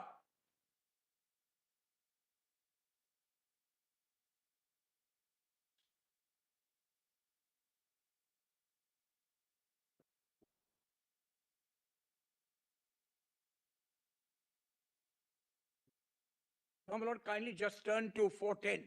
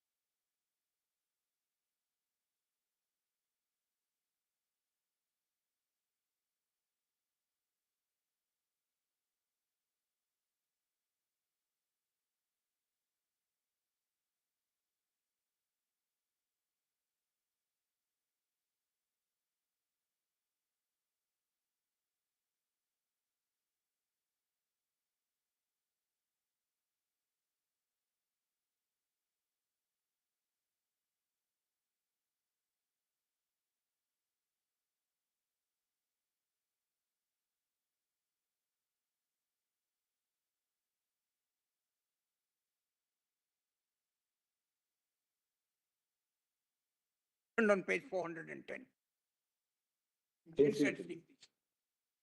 It mentions it in para 24. And para 25 says it's been superseded by Patra. Sarah? My lord, para 24 on page 410.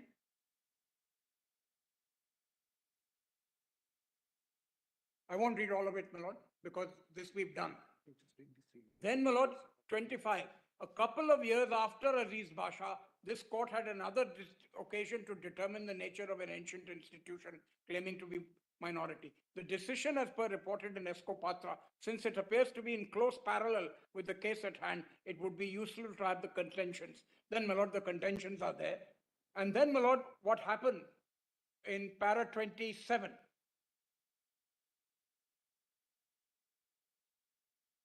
On appeal, the judgment of the High Court was reversed by this court mainly on two grounds. That's at page 411. The High Court did not pay sufficient attention to that part of the evidence supplied by the petitioners, which was sufficient to justify the claim that local citizens had participated in the establishment and the school in question. Indian citizenship not being a condition of the application of Article 30, the protection thereunder could not be denied on this basis. So, my lord, here we have a clear statement that if you take Patro into account, you have to look at the evidence. And this court reversed it on that basis. Now, my lord, back to 424.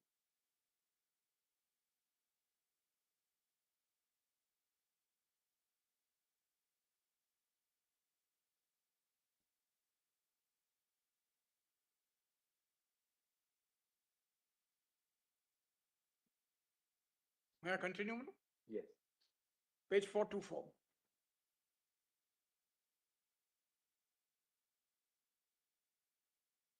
Bottom of the page, paragraph 59. Lays the foundation for TMA Pi 1. The need for a detailed study on this aspect is not necessary. The right of minorities, whether religious or linguistic, to administer educational institutions and the power of the state to regulate academic matters and the management is now fairly settled. So that regulation to bring it up to an excellent institution is there. The right to administer does not include the right to maladminister. The state, being the controlling authority, has the right to regulate all academic matters. Regulations which will serve the interest of students and teachers and to preserve the uniformity in standards of education among the affiliated institutions could be made. The minority institution cannot claim immunity against the general pattern or standards or general laws such as the laws relating to law and order, health, hygiene, labor relations, social welfare legislation, contract, tort, which are applicable to all communities. So long as the basic right to management is not taken away, the state is competent to make regulatory legislation. Regulations shall not have the effect of depriving the right of minorities to educate their children in their own institution. That is a privilege which is implied by the right conferred in Article 30. 433.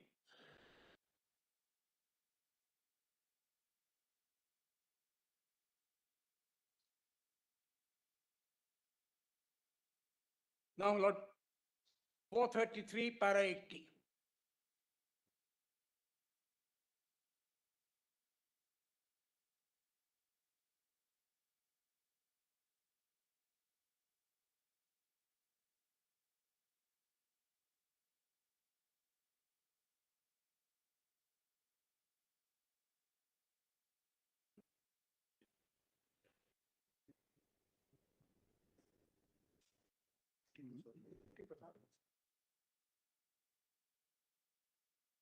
That you're not admitting only students from your And own those others who resort to it. the others who resort to it. That's the important part, my Lord of Kerala. And now here.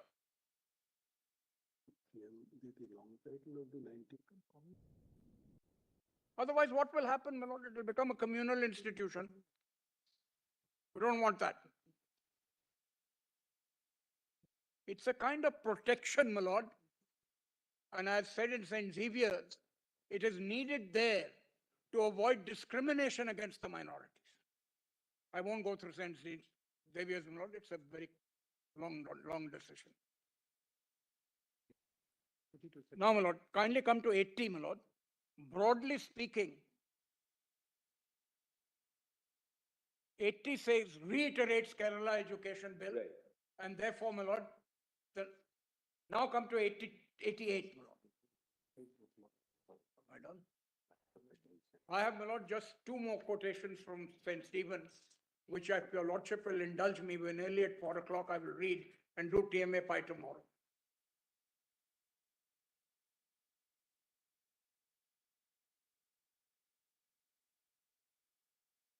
Yes. Now, my lord, 88, since the receipts of a state at 435 does not impair the rights of Article 31, the state can lay down reasonable conditions for obtaining grant and aid for its proper utilization. The state has no power to compel minority institutions to give up their rights under Article 30, and then my lord Siddhaj Bhai. Then the regulation cannot change the character of the institution. Such regulations must satisfy that dual test, my lord, of reasonableness and excellence. Reiterated here again.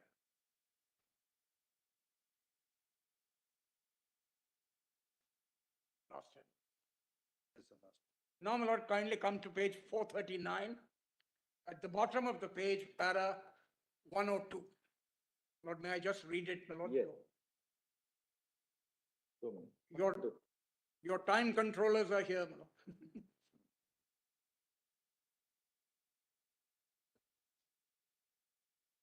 Yes. In the light of all these principles and factors, and in view of the importance the Constitution attaches to protective measures to minorities under Article 31, the minority-aided institutions are entitled to prefer their community candidates to maintain the minority character of the institution, subject, of course, to conformity with the university standard. The state may regulate the intake in this category and due regard to the need of the community in the area which the institution is intended to serve. But in no case shall an institution exceed 50%. The minority institution shall make available at least 50%. Now, my lord, from trickling, we have now recognized 50%.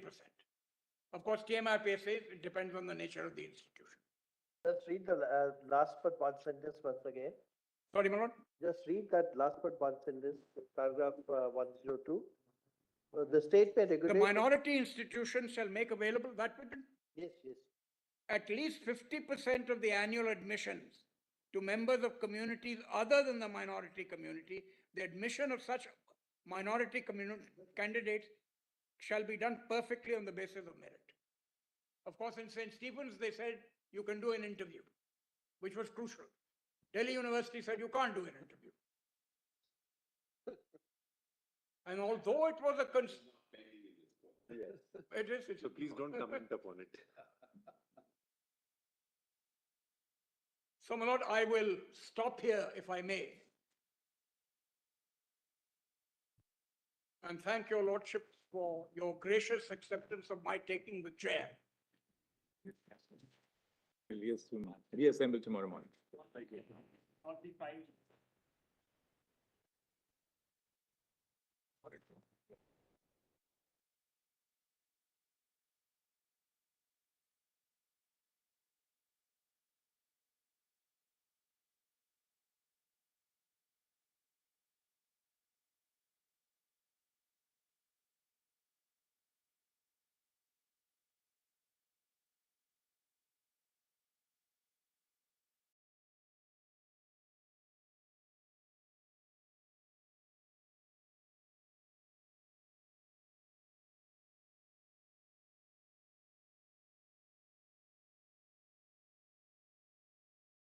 सच्चा इश्क सिर्फ एक खुदा का बंदा करता है मियां। प्यार वाना बस एक गेम है जिसमें कट्टा आखिर में लड़कों का ही है। प्यार है या फिर रेलवे का टिकट, न जाने कितनों का रिजर्वेशन है, कितनों की RAC है, और भगवान जाने कितने वेटिंग में हैं। तू बीच में मत पड़। लड़कियां ना 3D होती हैं, डिस्ट्रैक्शन डिमांडिंग धोखा।